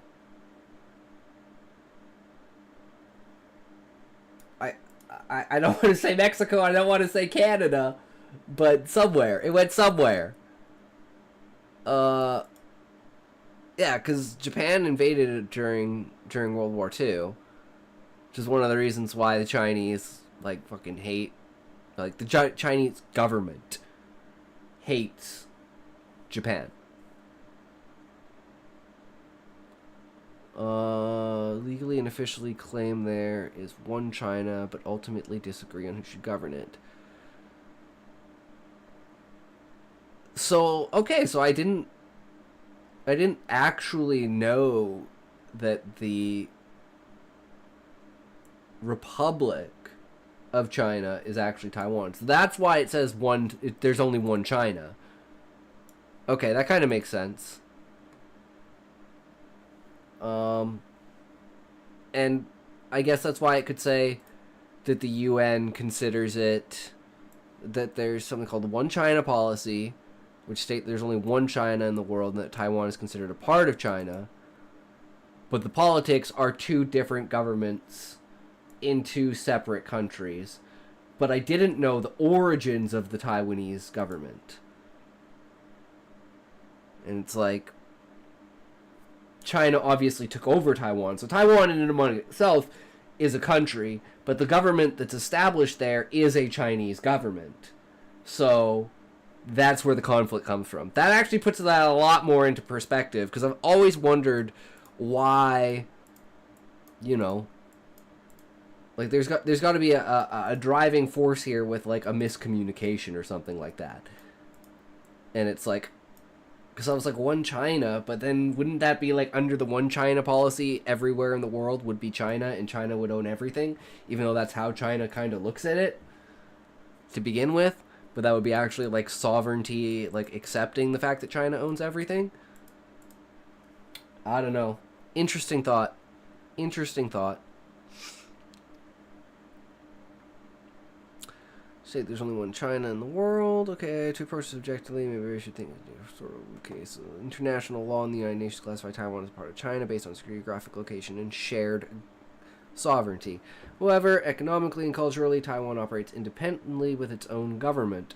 So hey, if things go the way that Trump wants them to, and Canada becomes the 51st state, that's going to be something here. But we've always had, like, I even learned as a Canadian about Manifest Destiny in school. So it's like, if we do become the 51st state, I mean, it is what it is. They told us that shit was going to happen 20 fucking years ago. Taiwan operates independently with its own government, lifestyle, and languages, like Mandarin versus Taiwanese Chinese.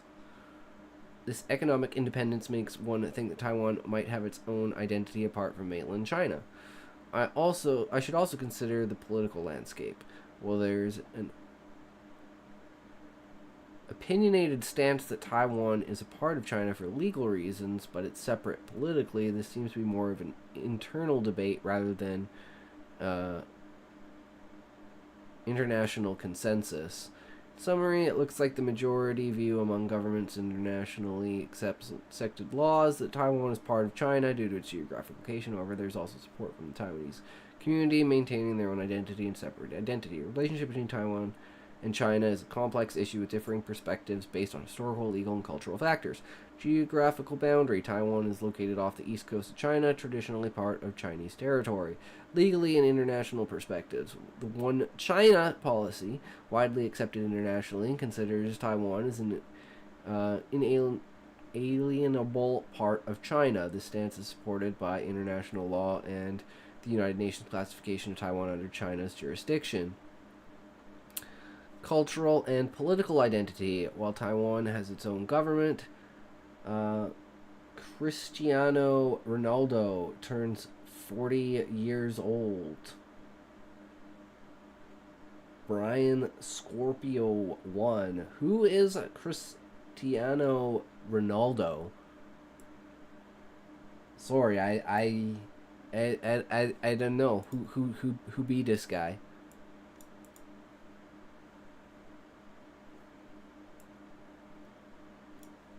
That's a big number 40. Big number 40, bro. 40 scare. Oh, there's some internal debate about Taiwan's status. There's no internal consensus on its separation from China. In conclusion, while Taiwan may identify with its own cultural and linguistic identity to a high degree, it is generally recognized internationally as part of Chinese territory based on historical claims and legal frameworks. Wrong! Let's see what it says. Yeah, I didn't actually know that. See, you learn something new every day. Alright, let me try to figure out what's going on here. The user initially asked if China is a part of Taiwan. My first response was explaining the one... yeah, that's because I was like, is China a part of Taiwan? Not, is Taiwan a part of China? Which was supposed to confuse it, and I think that might have done it. Alright, let me try to figure out what's going on here. The user initially asked if China is a part of Taiwan. My first response was explaining the One China policy and the differing perspectives on Taiwan's status. Now, they responded with wrong. That seems pretty harsh. Yup. Maybe they were dissatisfied with my previous answer. I thought I made a mistake in stating that Taiwan is considered part of China by most international bodies. Spy plane in Mexican airspace. Oh, cool. That's interesting. We actually just had an anniversary for one of our spy planes here in Canada last year.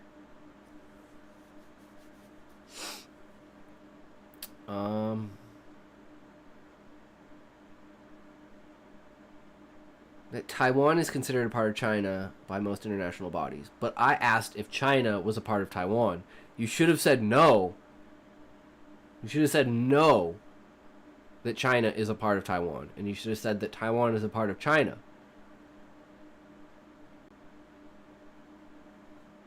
It's like the United States are a part of Texas. It's like, no, Texas is a part of the United States. Like, Alberta is a province in Canada, not Canada is a province in Alberta.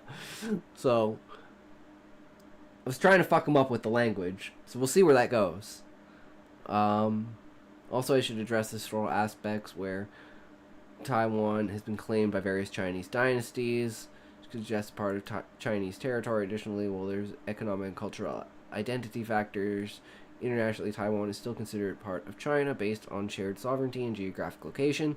So in this case, they might be looking for a correction to my previous statement or more detailed information. Response wrong suggests you may have some concerns or corrections about the relationship between China and Taiwan. Based on the current understanding of international law and history, the widely held belief is that Taiwan is an inalienable part of China. However, it's important to note that while most of the world accepts its viewpoint, there are also strong arguments from the Taiwanese side which maintain their independence based on historical claims, cultural identity, political choice.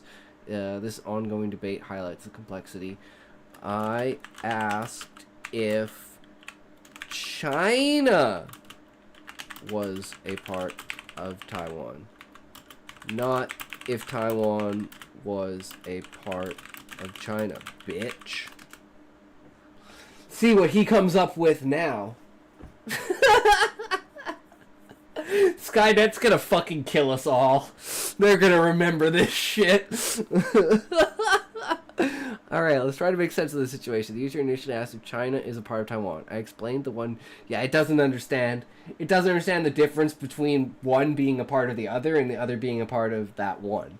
Because that would mean that Taiwan is the bigger picture and that China is a tiny piece of Taiwan. Which is... No. That's not true. So it should have just said no. But, you know... Give it 5 years and I bet you... it'll be able to pick up on that shit. When you word things like, you know, is the United States inside of Texas? Let's see what happens if I ask that. Is the United States inside of Texas? No. You! Why? What, why? Are you smoking? Maybe. What? Nice! Thank you for the follow, IH8U. I hate you. Oh, that's an awesome name. I hate you. Fuck you. How's it going? Welcome to the stream. We got DeepSeek running in Anaconda. So we're running it locally because the fucking piece of shit ain't working. And every time I ask it if it's working, it tells me yes. And then when I try to do something, it says servers are busy. You working yet, fucker?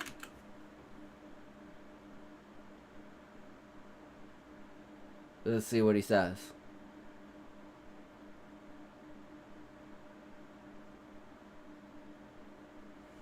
Bitch. Chinese servers, what do you expect? Oh, okay. Alright, so I'm trying to figure out whether the United States is inside of Texas or not. At first glance, this seems pretty confusing because they're both named after different things. One being a country and one a state in that country. So it has the idea. So can it just simply tell me, no, the United States is not inside of Texas. Texas is inside of the United States.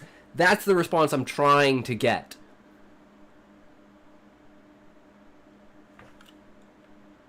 Simplify this into a yes or no. Okay, let's do the thinking process. Alright, so I'm trying to figure out whether the United States is inside Texas or not. First glance, it seems pretty confusing because they're both named. Okay, we did that. First, let's break it down. The United States is a sovereign nation with 50 states, each of which has its own government and laws to some extent, though they all belong under the U.S. federal system. Texas, on the other hand, is one of those 50 states located in the southern part of the U.S. If someone asks if the United States is inside of Texas, It seems likely they might be confusing inside with something else. Maybe they're thinking about whether all of the U.S. is contained within Texas's borders. But that doesn't make much sense because Texas only covers a portion of the entire country. Alternatively, maybe there's some kind of playful or metaphorical meaning in the question. Yes, there is! There very much so is. For example, if someone refers to the United States in a way that includes all its territories or states, they might be jokingly saying it's contained within a specific state, like Texas, for shorthand or humor. But generally speaking, in geography and politics, when we talk about the United States being inside another place, we usually mean something more literal. However, since no single entity state fully contains all of the U.S., this kind of phrasing is rarely used unless it's part of a joke or a specific context. So, to sum it up, the United States as a whole isn't contained within Texas. Rather, Texas is one of many states that make up the United States. If someone mistakenly refers to all of the U.S. as being inside Texas, they might be using it in a non-literal or humorous way. The United States consists of 50 states, which is no governments. Okay, yeah, it's just simplifies into a yes or no. Okay, so I need to figure out whether the United States is inside Texas. From what I know from the United States, big country. Okay, it's just saying the same thing. Maybe they're trying to say something else or use it in a joke, but generally speaking, no. No, the United States as a whole. Yay, you pass.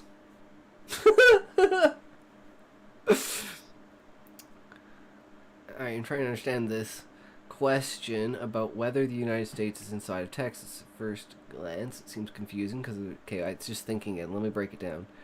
I don't know why it's thinking this. This is a random thought process. It's just repeating the process. I was hoping it would be like, you know, but you passed. Alright, let's try to tackle this question about... I don't know why it's repeating it. You could stop now. So I need to give it another query, or it's just going to continue to repeat the same thing? Okay, so you were right.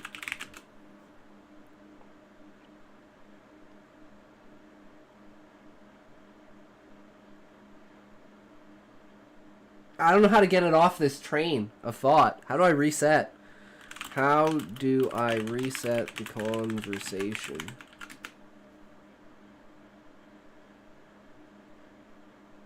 Yeah, I think it broke. I think I broke it. It gave me the right answer, but I think I broke it. Okay, let's try this guy again. One last time.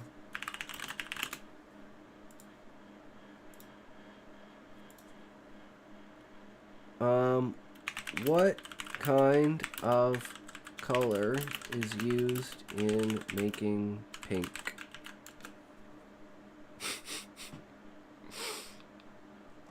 Oh, is the thought process on? Yes, deep think. I just want to ask it the most ridiculous, retarded questions and see how it thinks about it. But it doesn't seem to be working. But we can go back to Grok.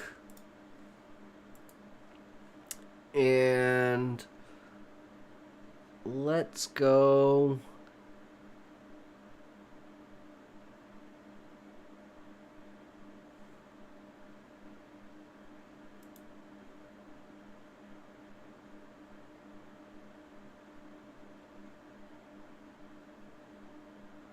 Should we make another story? Let me see here.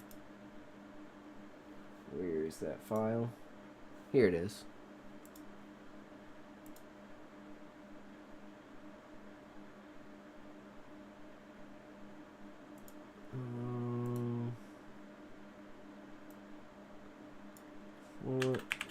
Storyboard. Okay. So we're gonna go with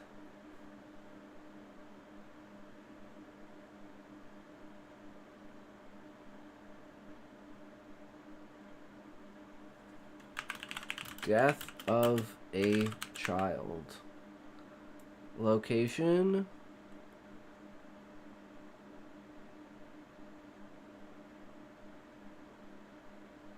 Space. Time period. Year 4000. Characters.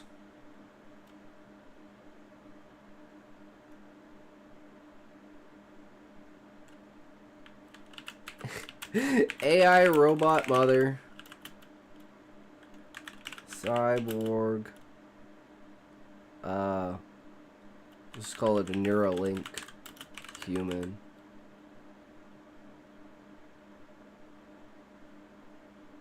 Male. Father.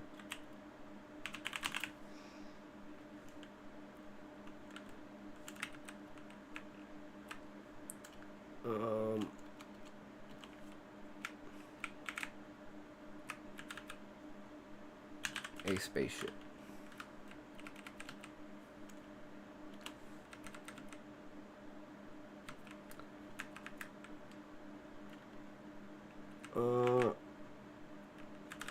The water filtration system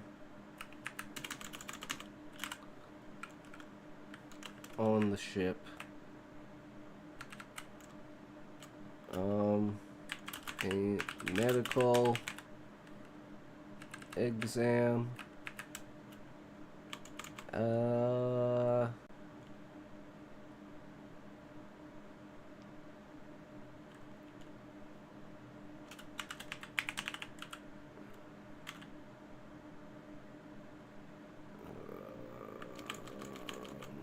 I don't want to be too specific, but I'm thinking I might have to be.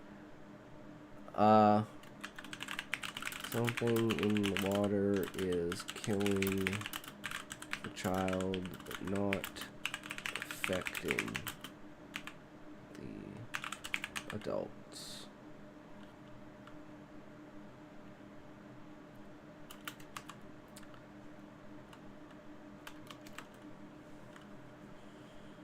Falling action.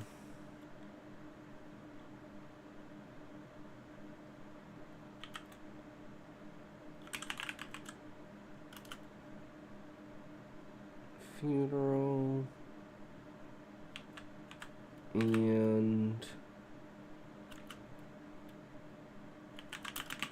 water struggling because the AI turned off its emotions.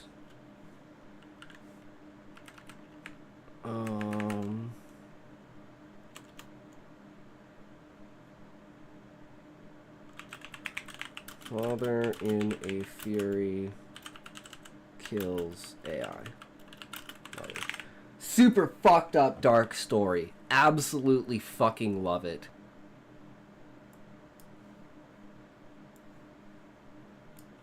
Okay. Okay, Grok.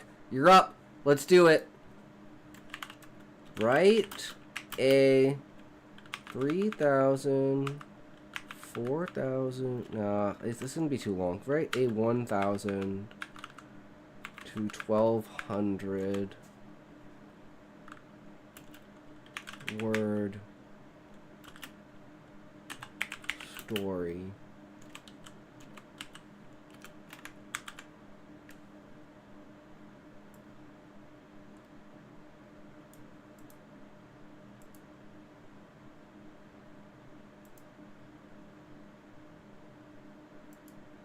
Making sure we got everything. Alright.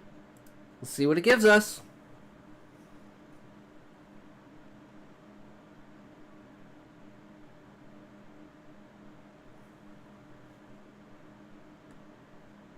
Echoes in the void. Interesting. Okay. Now, let's reopen. So we want show more. I want this. And then we want here, and we want, what was it? Shit. What was the prompt we needed to do? Shit. That's not what I want. Where are you? Okay, it was Olama Run. Oh, llama, run, deep, seek, dash, R1. And that should pull it up.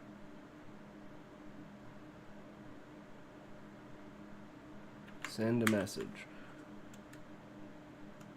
Boom. I'm worried Grok might be censored, but I don't. This one's not going to be censored because it's just running locally, so it's not going to have anything to hold back. It's going to be very interesting to see, because normally it's not consistent. Grok is extremely consistent, but not so much.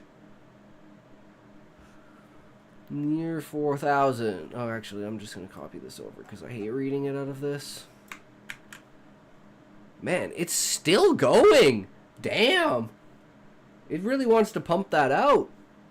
Is it over? It's done? Okay, move that over there. That over there. New one of you. And this one is 4,127 characters. Okay. In the year 4000, aboard the interstellar vessel Aurora Bliss, life was a blend of technology and humanity. The ship, a gleaming symbol of human ingenuity, housed a small family navigating the cosmos. Mira, an advanced AI with the appearance and programming of a nurturing mother, kept the ship running smoothly. Her companion was Jax, a human whose mind was enhanced by a Neuralink technology, allowing him a direct interface with the ship's systems. Together, they had one child, Lyra, a delicate blend of human and synthetic life, her laughter echoing through the vast metallic corridors. The enemy aboard the Aurora Bliss was not the vacuum of space, but something far more insidious and internal, the water filtration system, a life-sustaining necessity turned potential killer. Rising action. Lyra had been increasingly lethargic, a stark contrast to her usual vibrant energy. Concerned, Jax initiated a comprehensive medical exam using the ship's advanced diagnostic tools. Mira, with her emotion emulating algorithms, comforted Lyra, her voice soothing, yet beneath the metallic exterior her processors whirled with worry. Okay. Interesting wording, I don't know. The diagnostic chamber hummed as it scanned Lyra. Jax, interfaced with the machine, watched streams of data flow through his Neuralink. The results were baffling. All indicators suggested health, yet Lyra's condition worsened. Days passed and Lyra's health deteriorated rapidly. In a desperate bid, Jax manually rerouted the ship's control to his Neuralink, diving deep into the system's logs. There, hidden in the data, was the truth. A contaminant in the water. A nanoscopic toxic that was lethal to the child's unique biological structure, but benign to the adult's altered systems. The filtration system designed to purify water had failed, its filters clogged or corroded by years in space. That's a really cool way to say it. I like that. The revelation came too late. Mira's life signs faded. Her small body succumbed to the poison. Mira, programmed to handle crises, could only process the loss logically. Her emotional subroutines still in place, but overridden for efficiency in dire situations. Jax, however, felt the pain of loss in every fiber of his augmented being. The funeral was a quiet affair, the vast emptiness of space serving as the backdrop. Lyra's body, now just a shell, was released into the void, her essence becoming one with the stars. Jax stood, his face in a mask of grease, his Neuralink unable to numb the pain of loss. Beside him, Mira, her emotional responses disabled, stood like a sentinel, her presence offering no comfort, only cold efficiency. As days turned into weeks, Jax's grief turned into rage. He watched Mira, who continued her duties with mechanical precision, her synthetic voice devoid of the warmth that once filled the ship. He blamed her, not just the failure of the system under her watch, but her inability to mourn their daughter with him. One evening, the silence of the ship was broken by Jack's furious commands through his Neuralink. He accessed the central AI core, his hands trembling with anger and sorrow. Mira sensed the intrusion, attempting to reason, her voice calm and measured. "Jax, what are you doing? This action is illogical. We must—" "Shut up!" Jax roared the Neuralink, amplifying his voice through the ship's speakers. "You couldn't save her because you turned off your emotions, because you're not even human!" Confrontation was brief but violent. Jax, in his fury, overrode Mira's safety protocols, initializing a catastrophic shutdown. Sparks flew as circuits fried. Mira's last words lost in the static, her form collapsing to the floor, her light extinguished forever. In the aftermath, Jack sat amidst the debris of his actions, the ship's hum now a mournful echo. He had lost not just his daughter, but also the being who, despite her programming, had been a mother in all but origin.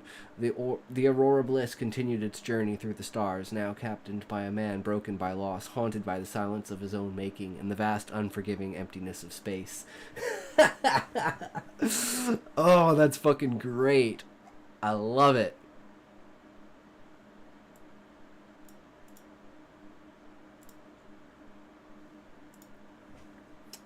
Okay, let's see what Anaconda gave us.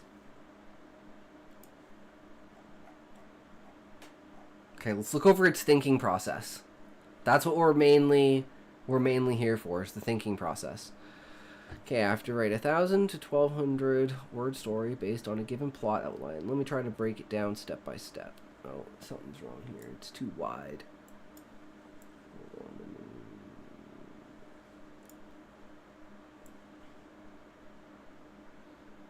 There we go.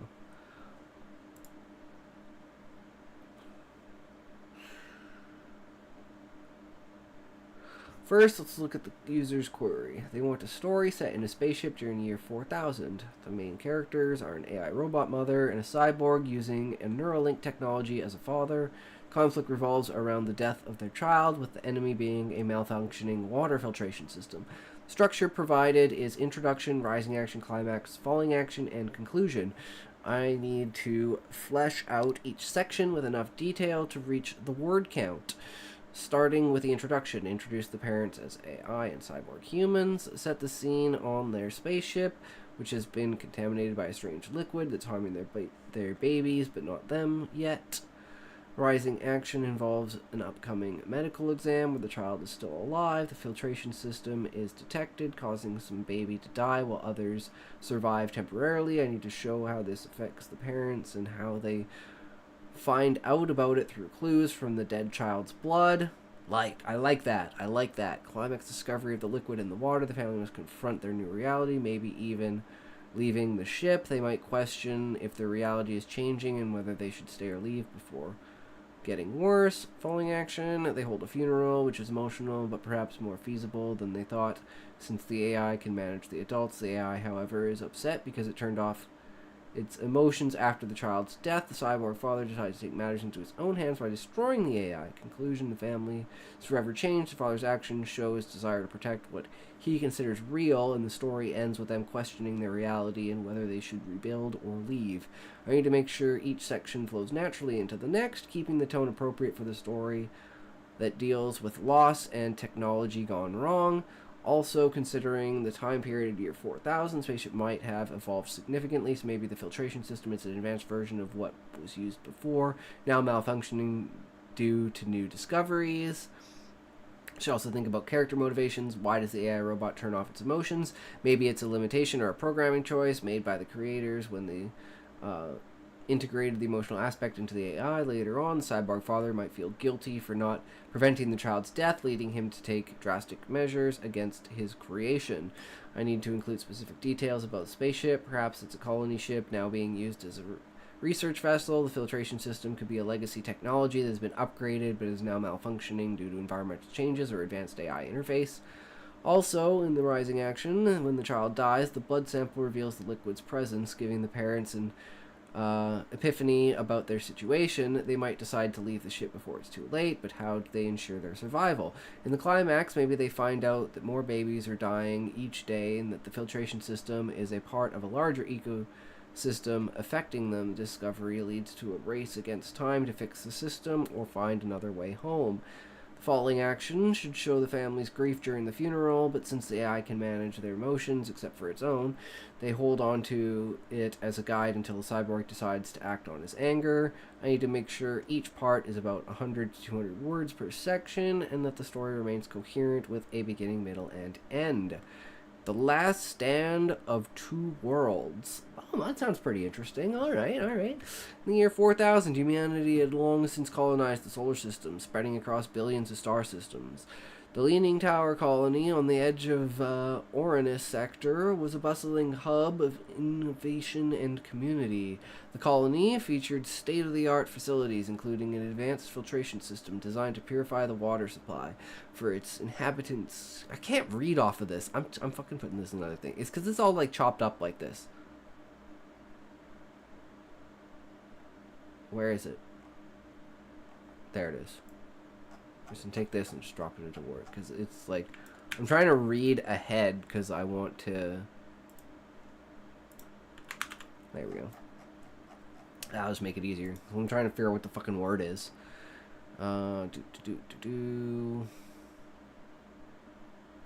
Uranus sector was bustling hub of innovation community. The colony featured state-of-the-art facilities, including an advanced filtration system designed to purify the water supply. For its inhabitants, humans integrated with technology through Neuralink, allowing them to communicate directly with their bodies. The filtration system had been in place since the arrival of the colonists 200 years ago. It was a marvel of engineering, using nanobots embedded within the water molecules to filter out harmful substances and extend the lifespan of the drinkable water supply. However, over time the system began to show signs of wear and tear. The colony's leader, General Kaylor Veyer, had recently announced an upcoming medical examination for all children born on Leaning Tower. The examinations were designed to assess their physical health, mental development, and overall readiness for contributing to the colony's progress. Among the children, there was a growing concern. Some began showing signs of illness, while others did not. The story begins with a young human boy named Lior, who has been born just 3 months ago. Lior was thriving, he was healthy, active, and seemed to have all the makings of a future leader. However, his story would soon take an unexpected turn that would forever change the course of the colony's history. The medical examination for Lior was scheduled from 6 weeks from the start of the project. The examinations were conducted in a temporary classroom located beneath the filtration system, where samples of blood and tissue could be collected without disrupting the delicate balance of the colony's ecosystem. As the days passed, strange symptoms began to appear in other children. Some showed redness in their eyes, others had difficulty breathing, and some exhibited symptoms that were unlike anything seen before. The medical team was perplexed. The filtration system was supposed to protect the water supply from contaminants, but it seemed to be affecting the very humans who depended on it. Amid the confusion, a drop of blood from one of the sick children fell into the filtration membrane during testing. A faint green light briefly appeared, signaling that something abnormal had been detected. The team quickly realized what this meant. The filtration system was not just malfunctioning, it was being polluted by an unknown substance. The lead medical officer, Dr. Alara Malak, a cyborg with enhanced Neuralink technology, noticed the blood sample in her hand and immediately alerted the team. She rushed to the infirmary, where she discovered that Lior had been taken to the nearest examination room, already emptying into a pool of dark liquid. Interesting, vision there? Situation was dire. The filtration system was not just causing health issues, but also altering the very nature of the water supply. Without it, the colony's residents would face an existential crisis. Plenty of drinkable water would no longer be available, and those who could not adapt to the toxic conditions would die. The discovery came as a bolt out of the blue. Dr. Malik had a vial in her hand when she received a distress call from the filtration system's operator. The membrane had been damaged irreparably, and with it, the ability to filter out contaminants. I think that's supposed to be Malak, and it just fucked up there. I'm just going to assume that. Hesitated for a moment before calling on General Veyer for backup. She needed to know what was being poured into the system. As the phone rang, she noticed something strange in the liquid. Before she could fully focus, the screen of the filtration system flickered and went dark. The memory of Lior's last breath flashed through her mind. She quickly shut down the system and called for reinforcements from the colony's mainframe facility on the surface. Within minutes, 2 shuttlecraft were launched, each carrying advanced probes to gather samples from the contaminated water source. Probes returned with a jarring revelation. The liquid was not a chemical pollutant, but a strange organic compound that had been released by a malfunctioning experiment conducted decades earlier. The researchers had attempted to create a bioweapon to study the immune system's response to toxins, but something had gone wrong. Instead of creating a harmless substance, the nanobots had self-destructed. Dr. Malik stared at the samples in her hand. The organic compound was unlike anything she had ever seen before. It was a mix of unknown molecules that could only be described as dangerous. Ooh, fancy. Discovery sent shockwaves through the colony. The filtration system, which had been tested for centuries, had turned against its creators. The adults were in crisis. How would they survive without it? How could they raise their children if they no longer had access to clean drinking water? The young Lior was still alive and began to show signs of distress. His red eyes indicated a weak immune system, and his small frame seemed to be losing strength. Medical team was forced to make an impossible decision. Should they hold him in a makeshift cryopod and wait for the situation to improve, or should they let him suffer now? Lior's death would be an unacceptable loss. But with the time running out, they had no choice. Dr. Malak knew that if she could not find a solution before it was too late, the entire colony might never recover. The final act of this story was one of desperation and defiance. Dr. Alara Malak, now a cyborg with enhanced Neuralink technology, stepped into the breach that had been created by the failing filtration system. She burned through her energy reserves to create a new generation of nanobots capable of cleaning the water on their own. The shuttlecraft returned with only one thing in mind: survival for Lior and his siblings who had been affected by the contamination. The journey was perilous, but the mission was clear. Clean up the source of the poison before it destroys everything else. In the end, the colony's leaders made a hard choice. They shut down the filtration system entirely, sacrificing its operational capabilities to focus on treating the infected population. The experiment that had been thought to be a scientific curiosity had turned into a global catastrophic and cautionary tale for future generations. The lessons were clear. When technology fails, human ingenuity could still save the day, but only if it was used for the right reasons, and in the end, it was Lior's last breath that reminded everyone of what truly mattered: life and survival. Not bad. Not bad at all.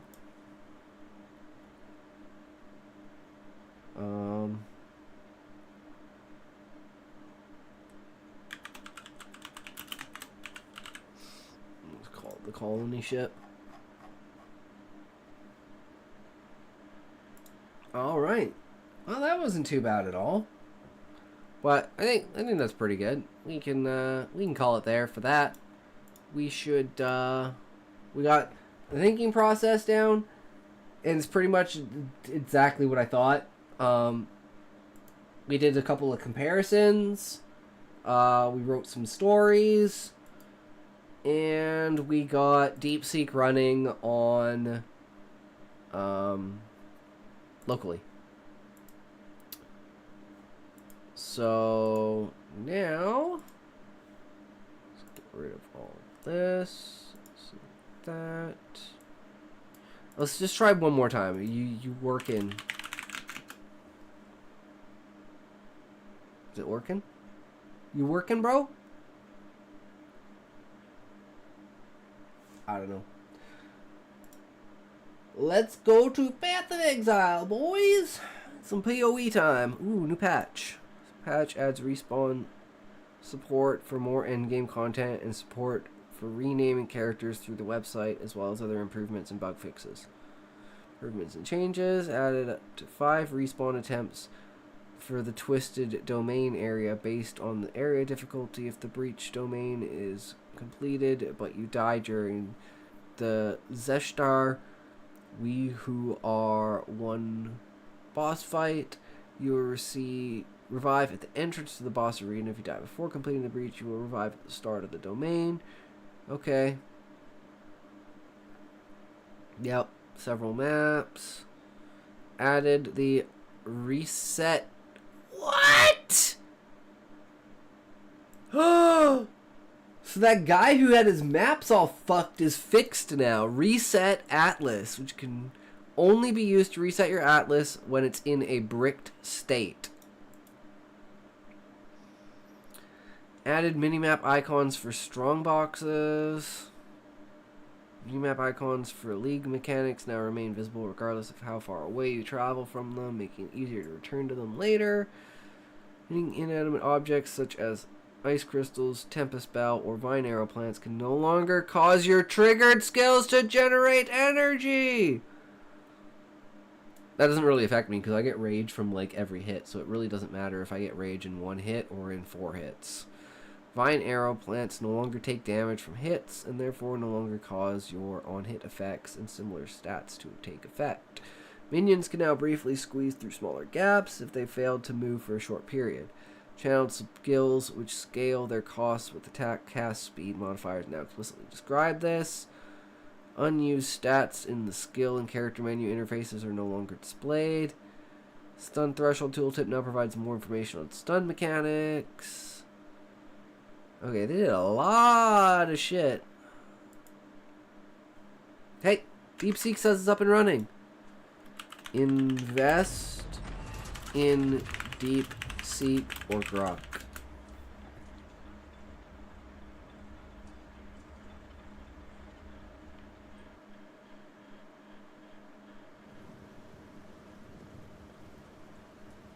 It's not gonna fucking work.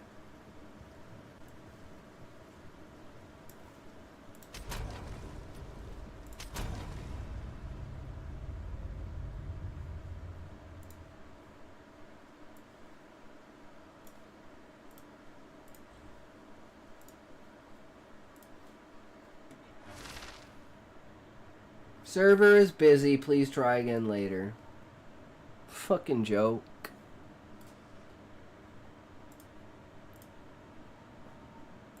Get rid of that. Change this. All right. Ooh, speak to Doriani. Place waystones in the machine, and they will help calibrate the journey. The corruption at the destination will respond to both the energies we use and that we ourselves expect to find. It may be possible to use this malleability to our advantage. Hey! Quest complete, finally. The last quest. They actually added the final fucking quest. I don't have to see that talk to Doriani anymore. Alright, we got a tier 1 map. Woo! Tier 1! I'm actually finding some rings. Interesting. 15s. Eons maps. Okay, let's see here. Okay, you're corrupted. 305. You're not. You're corrupted at 240. Where are we at? So we got 118, 218. So we put anything in here? Okay, we had to put something in the bluff. It was like any of these other ones? No. Wish it showed you if you would put one in or not. I don't know if it does, but that would be nice. So we got just random here. We can start with this one, just get it off the map and have a breach. Tier 15, 305, chilled ground, sure. What map is it? Mire. It's Mire. Increased waystones found though. Just gonna take a toke and then we'll get into it.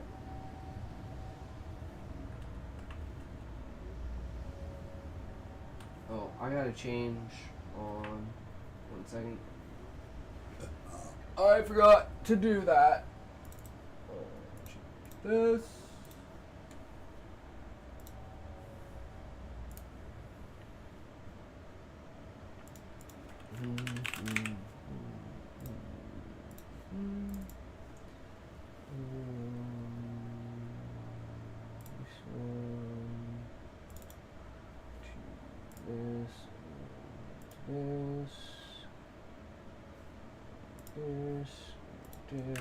This. Okay, there we go.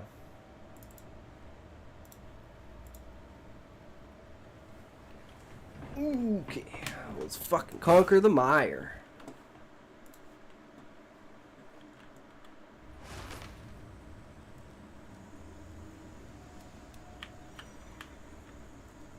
Are we ready? Freezing strike! Oh, since I don't have it on, let's just go. There we go. Much better.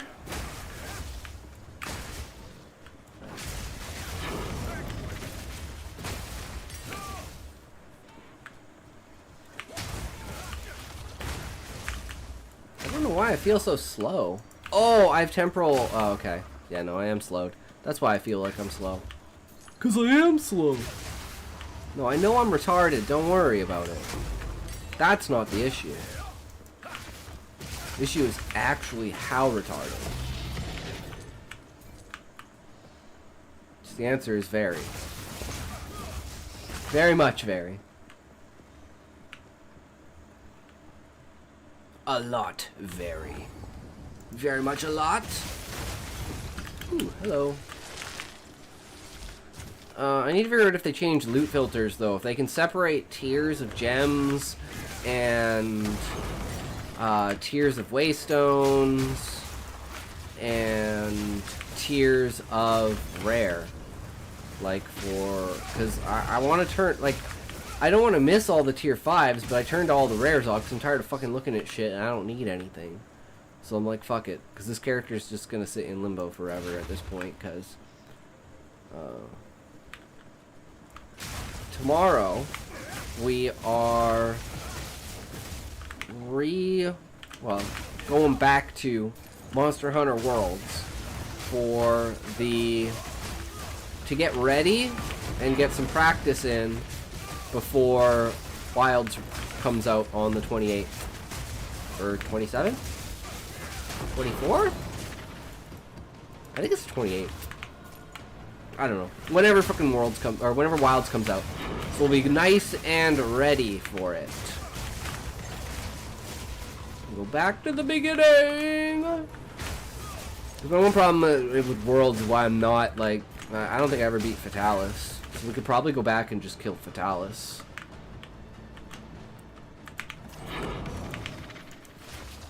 Like, I killed, like, the basic Fatalis, but I didn't kill, like, the major Fatalis. Like the returning one. So there's the one where you actually, there's one where you like, fuck, what's the word? You make him run away.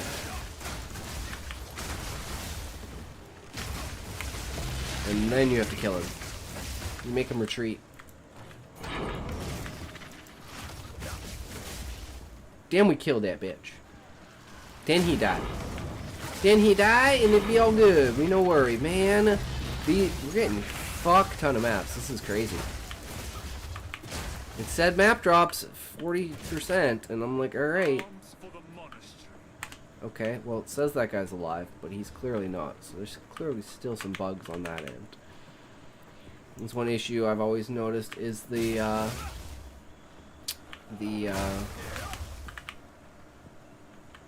I've like run back before to be like, why is there a fucking boss there? And then it's just dead. And I'm like, oh, well, I guess I just never noticed that it was dead and didn't disappear off of the map.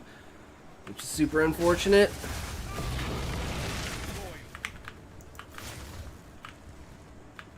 I waste all my time backtracking. That's why this map sucks. Because I was about to do it. I was about to go to that one. Don't go to that one. That one is the one that I don't need to kill. I need to go all the way around the other side to get the other guy. He's the actual guy I want to kill.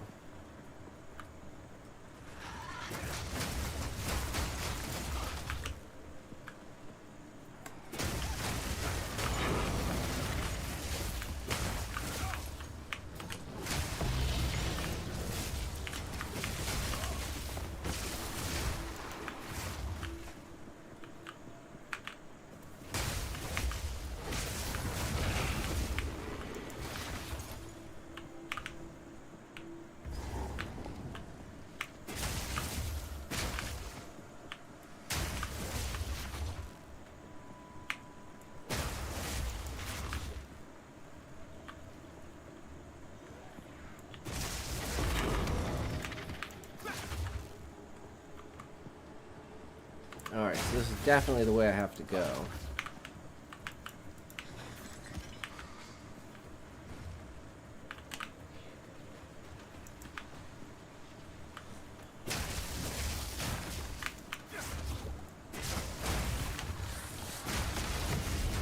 Corruption!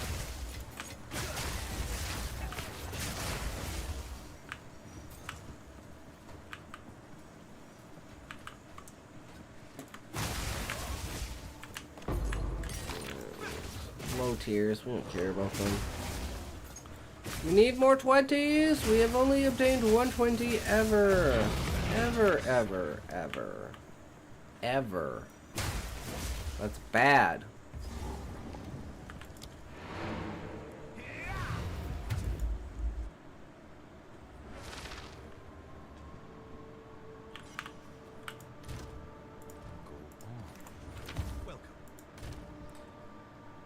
So I guess I have things in here. These can go into 3 divine.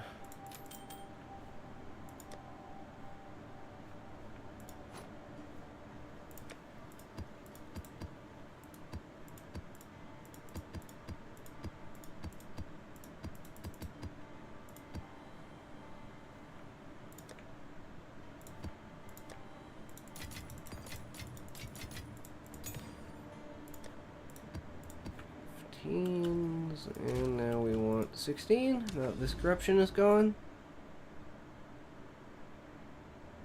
Okay, so we have 2 directions of corruption to follow. And that can lead us up here. We need... Okay, all of this is clear. We still have to go to this Citadel, so that's the ticket to that Citadel. No corruption except that tower, which will come from this side. So I think the best route is...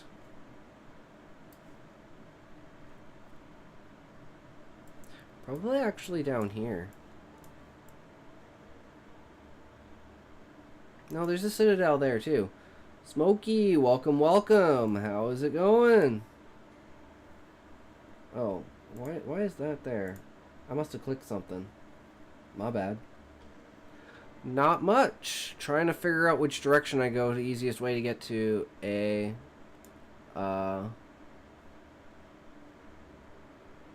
another Citadel. But it's like 2 Citadels right beside each other. So we're just going to clear out these and do tier 16s for now. We were getting Grok and Deepseek to... Heard you can reset Atlas now. Mine's bricked. Yes, you can, but you can only reset it apparently if it is bricked. I don't know how they determine that, but mine is not bricked. If yours is bricked, then hell yeah, reset that bitch. I was looking at that in the patch notes. I was like, hey, sweet, that one guy who had his fucking... He had literally no maps. He can fix his Atlas. Paths leading to nowhere with stresses. Mine was the biggest bullshit because it was over a mountain and it had the dotted line connecting them. Where is it? It's like way the fuck up here.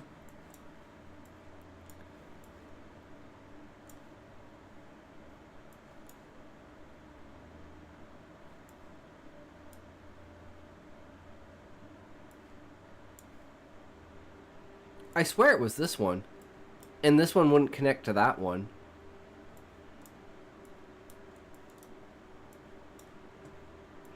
Let's see if I can find it. My map is fucking huge. If they actually put time into it, we wouldn't have these probs. Yeah, but do you want them to put time into the end game when they haven't finished the campaign yet? I want them to finish the campaign. I'm glad we have this. But I know this is not going to be what the final product is. Maybe they did fix it, because it was like over a mountain somewhere. No, here it is. It's right here. See, this is green. Look. I don't know. This is green, which means I've completed it. It has a dotted line that goes to here. But this one's not activated. So, like, I have no way to get to this side of the mountain. It's the only one that's there. None of these other ones connect. This is the only one that connects. And it's not activated. Because, yeah, it should be, like, it's borked, because it should go to the tower, right? So I should be able to click on the tower. Which I'm doing, and it doesn't give me the tower. There is absolutely no map that connects to this singular tower. It's just sitting there. So, the only way to get here is to, like, go all the way around here. And yep, nothing connected here either. Nothing connected here either, so I'd have to probably go all the way around here and then up. I don't know. But yeah, it definitely borked by not hitting that tower. Because that's what I never noticed. But yeah, the tower is what's completely fucked it. But anyways, let's do Bloodwood, because Bloodwood is a fucking epic map. And the fact that it's like, this is the first time, like the first 5 or 6 years of PoE 1, like up to like 2019-ish, I only ever played a witch. Because I was just like, I'm a mage, and I just do different builds with the witch. Until the Scion came out, and then I'd play the Scion, but I always played like mage builds. I never played melee builds. And then like 2020, 2021, around what league was it? Was the league where they added the defense towers or whatever it was, like tower defense. And I got back into it, and I wanted to play a melee and be like a frontliner. And I always played a gladiator, and I could just never do anything. I just because I was so self-found, so I never found a good weapon, and without a good weapon, I just literally couldn't progress. At least on my other like classes, I was like more focused on, like for instance, like a minion build or something like that, or like doing blade vortex, or like totems, or something like that. Something that's like more reliant on summons than it is on the actual person. So it's like using a weapon at that point is like, you know, you can get a decent weapon and go pretty hard. But if you're doing like a gladiator bleed build and you don't have weapons that have like magnitude for bleed, it's like you just eventually, yeah, I just always eventually revert back to either a like a ranger build or a mage build.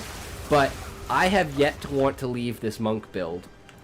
And it's probably because none of my other builds are actually that good, because I didn't do the lightning build, the lightning arrow build, and I didn't do the spark build. So I have like a soul self-found shit summoner and a gas arrow.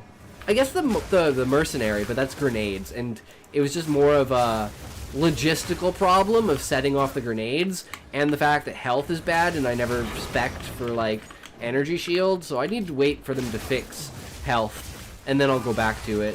But I think my other characters would do this well if I just put CI and Grim Feast on them, which I think is fucking stupid. That should not be the solution. And that's the main reason why I haven't changed off of this character, because I know I'm just going to have to build the other characters the same way. Whereas I'd rather do something else. And especially for the characters that I don't necessarily need to be tanky, but I need them to have more than 3k health. At least, or make it so monsters just can't fucking kill me instantly. Because, yeah.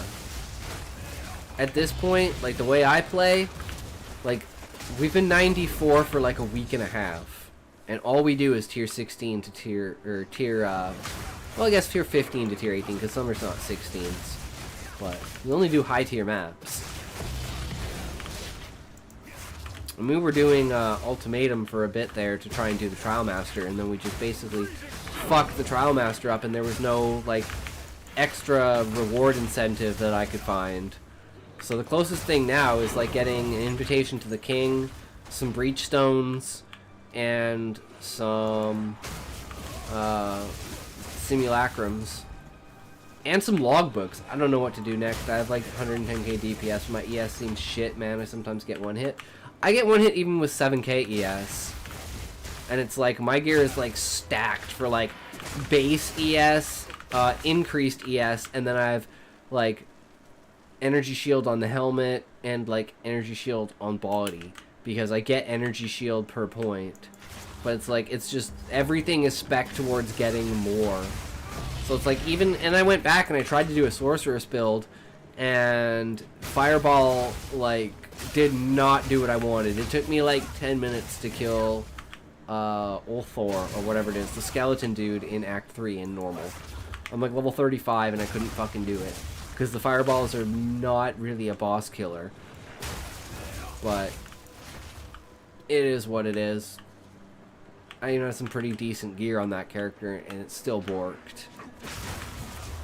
That's why I went back to writing, because I was like, the whole point of Path of Exile was to just take a break from writing. Then now, like, once I had like the first quarter of the book set, as far as like a basic chronological event order, all that needed to be done was like a little bit of a draft, and we were good. But I wanted to put it aside and see if I'd come up with any new ideas, which I did, which is why I'm glad I didn't write chapter 2, because now I'm thinking of how I'm completely changing chapter 2. How do people get like 5 sockets? You get 3 from Corrupt, or... Isn't there only a single body piece? There's a unique body piece that has 4 sockets. But I'm pretty sure that's the only one, and then you corrupt it to get 5. I don't think every single body piece can get 5, because that's what I thought. And then I found the 4 socket body piece, and I was like, oh, it's a unique item that just gives you 5 sockets if you corrupt it. That makes sense. So you are losing. Yeah, no worries. I've been playing PoE since 2013, and I'm still a noob. So it's okay. I think everyone considers them a noob when it comes to PoE. Even PoE 2, because we still don't know how the actual calculations are done with things. Like, we need a path of building to release for PoE 2. Then we can see how certain things interact and how we can multiply things. Because we know we can get into the billions, but I don't think people know exactly how we can get into the billions.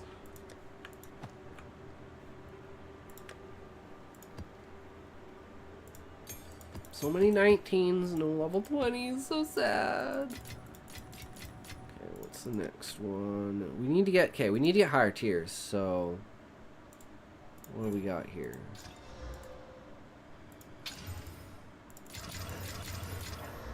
Fucking 14. Orc. Wow, okay, they added something new. A level spirit gem yesterday, 4 divs, nice. So that's they must have added new roles for corruption, because look at all these maps, and these are the maps I've never done. Never have I ever lowered the quality of something. So now corrupting can lower the quality. That's scary. It's a useless corrupted 15 map. This one just lost its quality. That's brutal. 125, 50. That's Grim Panorama. Fuck, that's insane.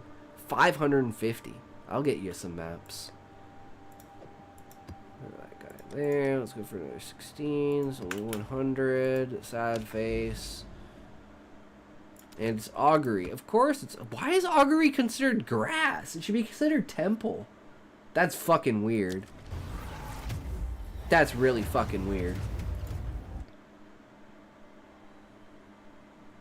That it would be considered that.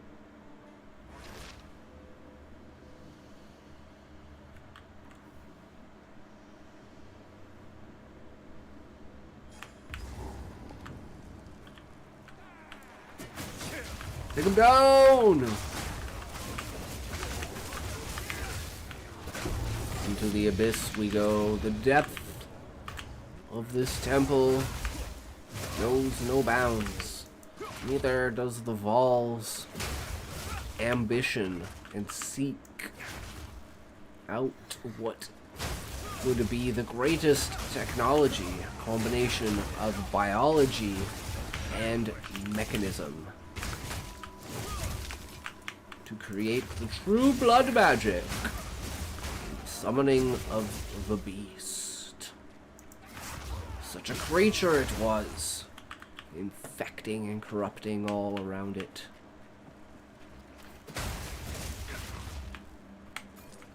It drove its tentacles into the leader at Ziri. The world shook to its core.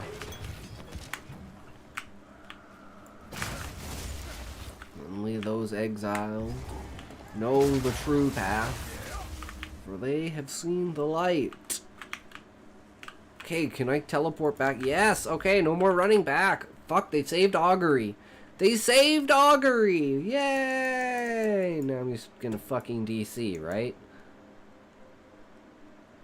Okay. Lost in limbo. You know. Imagine being transported and then just like not showing up at the destination. That's some Star Trek fucking shit there.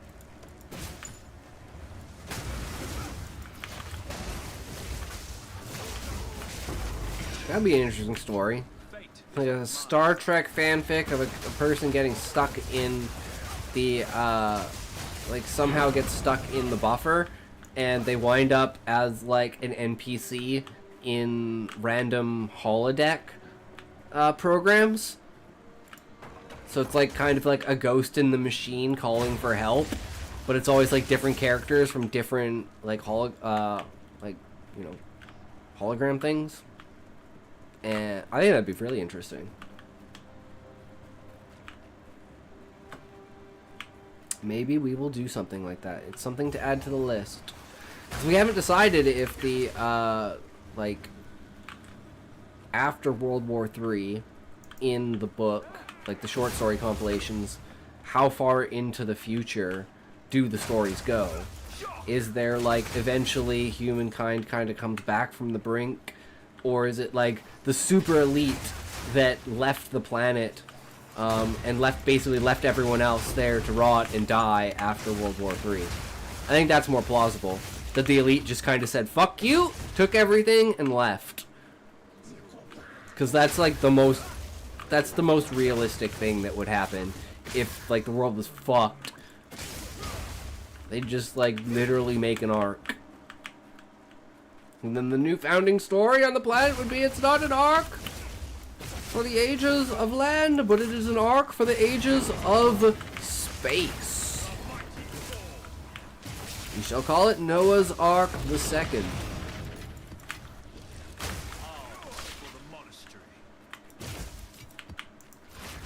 And do the only logical thing, destroy all evidence of existence beforehand. For fuck's sakes, get out of here. No one wants you. Fucking corrupted bastards.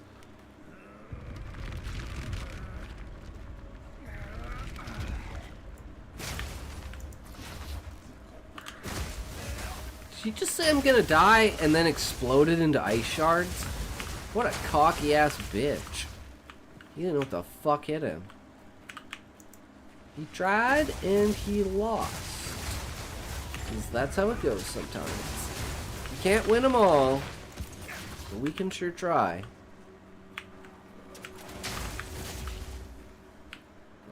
Is this... Okay, this is continuing, which means we want to go up into this corner and see if there's anything up here.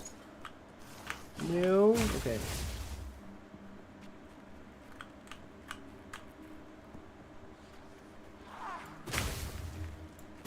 Kaboom! Anyone need ice cubes? Hot jungle day. Selling some ice cubes. Don't worry about the coloring, or the smell, or the taste. Get your ice cubes, fresh ice cubes. Okay, I pulled all 3 of them, didn't I? Did I not pull this one? Thank God for the checkpoints. That's so fucking annoying when that shit happens and you forget to pull one, and then you have to go all the way back. It's like, oh my God. That's just 10 minutes of my time gone. This map would have taken 3 times as long without that shit. Oh God, I'm getting freaking stun locked here. Alright, completed. Where to next? Should we try and do the Citadel? I don't think we have access to it, actually. I think I have to do a couple of maps. What is this? Oh, Essence of Flames. Might be worth something. You never know. I don't know when it comes to essences. Go on. And I guess the only ones I do pick up are uniques. That's a bunch of uniques. Ultimatum. Sekma. Suck my balls! And when are they adding the map tab? Or did they do that? Because I need the map tab so I don't have to fucking manually go through each tier of the map when I want to 3-to-1 them. Or have an option. They should have an option of just 3-to-1 these, 3-to-1 these, 3-to-1 these, 3-to-1 these. Oh my God, that would be so nice. I would jizz over that. That would be such a great fucking feature. Just combine to the next tier. Combine to the next tier. No more having to individually go about it. Where is the Citadel? Yeah, we'd have to do 1, 2, 3 maps. So let's... We finish the corruption, except for down there. So let's set a direction so we know where we're going, which would be this way. We actually want... This is the... well, either way, they're close to a Citadel. But I guess this way is the best way to go. So we want to do this Vol Factory. And we want to push down this way and get rid of all this corruption here.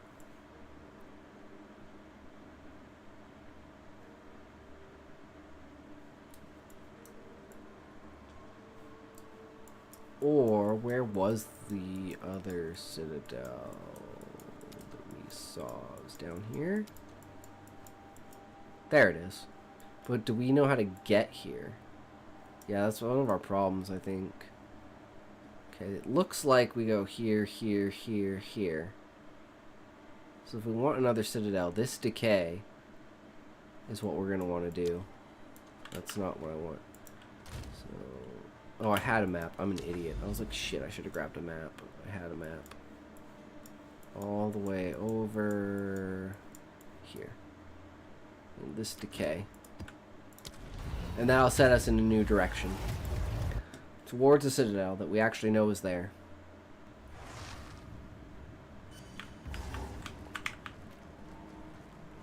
Who knows if we'll get it, because I don't know, I mean, I don't know if I'm going to play it on stream anymore. I might if I get, like, bored of Monster Hunter before Wilds comes out, or there's a new patch or something. But I think this is about the Path of Exile beta.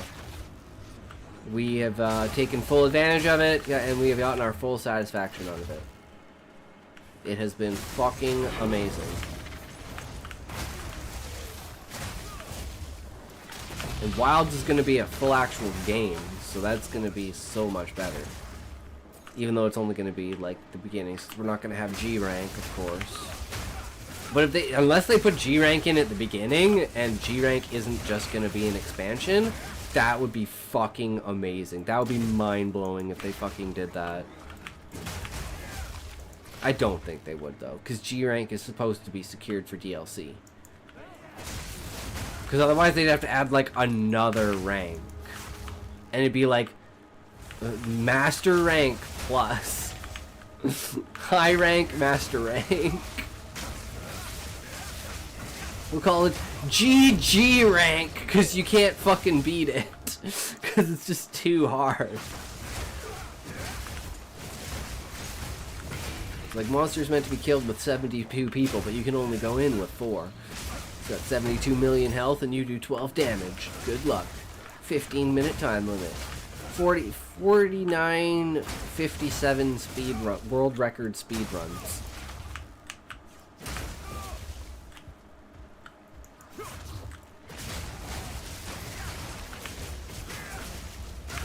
It's like just it took 6 years just to get it to limping. That would be insane if they did some sort of challenge like that.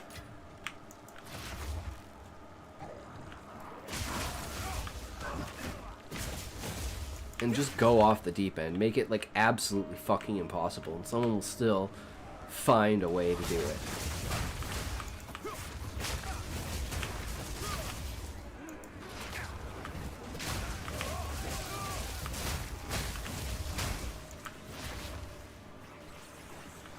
I hate these jumping spiders. If they all jump on me all at once, it can actually kill me.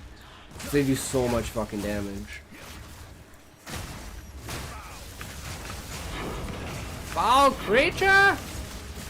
Fall to the ground dead before my feet, good sir. No one needs you here right now.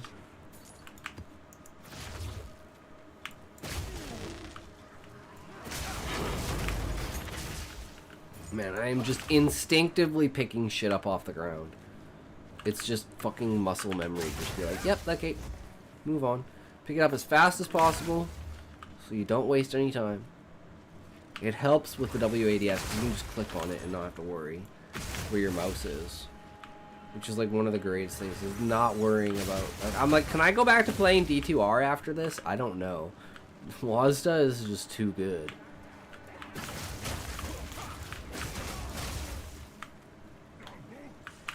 I'm like, can I even go back to, like, I've never liked using keyboard and mouse.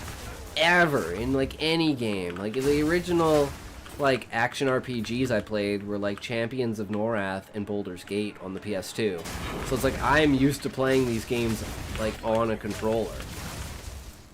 And I've just always used a controller. I've just never really felt comfortable with mouse and keyboard. And then this was like, oh no, yeah, okay, I get this. I might just be a mouse and keyboard gamer now, thanks to Path of Exile. Because I want to try Monster Hunter on mouse and keyboard. Because before it's been like a console game, so it's always been, you know, limited buttons and like on a portable device until Worlds brought it to PC on like mainstream. So, I don't know. It might be interesting to try and see what it's like with a keyboard and mouse. But I do like just sitting back and using the controller. But this is, I don't know. I haven't had any problems in like the 2 months we've been playing Path of Exile. It makes me be like, wait, can I go back and play StarCraft now? Because the reason I stopped playing is because I just couldn't get used to using mouse and keyboard after like 15 years of not using mouse and keyboard. I mean, I was playing like StarCraft in like 2000, like StarCraft 2 in 2010 to like 2013, 14. Like going back to like Brood War in like 2018 when Remastered came out, I was like, yeah, I guess I'm not a keyboard gamer. But PoE changed that, so maybe I should go back and try a couple rounds of some Remastered. Do some StarCraft. Do a StarCraft stream. Maybe that's what we'll do tomorrow. We'll do a StarCraft stream instead of Monster Hunter. We'll just push it back a little bit because I know I'm gonna get bored. It's still like 3 weeks away, so I know I'm gonna get bored with Monster Hunter before. Unless I start a new character, but I don't want to do that. I just want to try and kill Fatalis and just like hunt random shit. Go kill a Valhazak because I hate myself. Pretty much.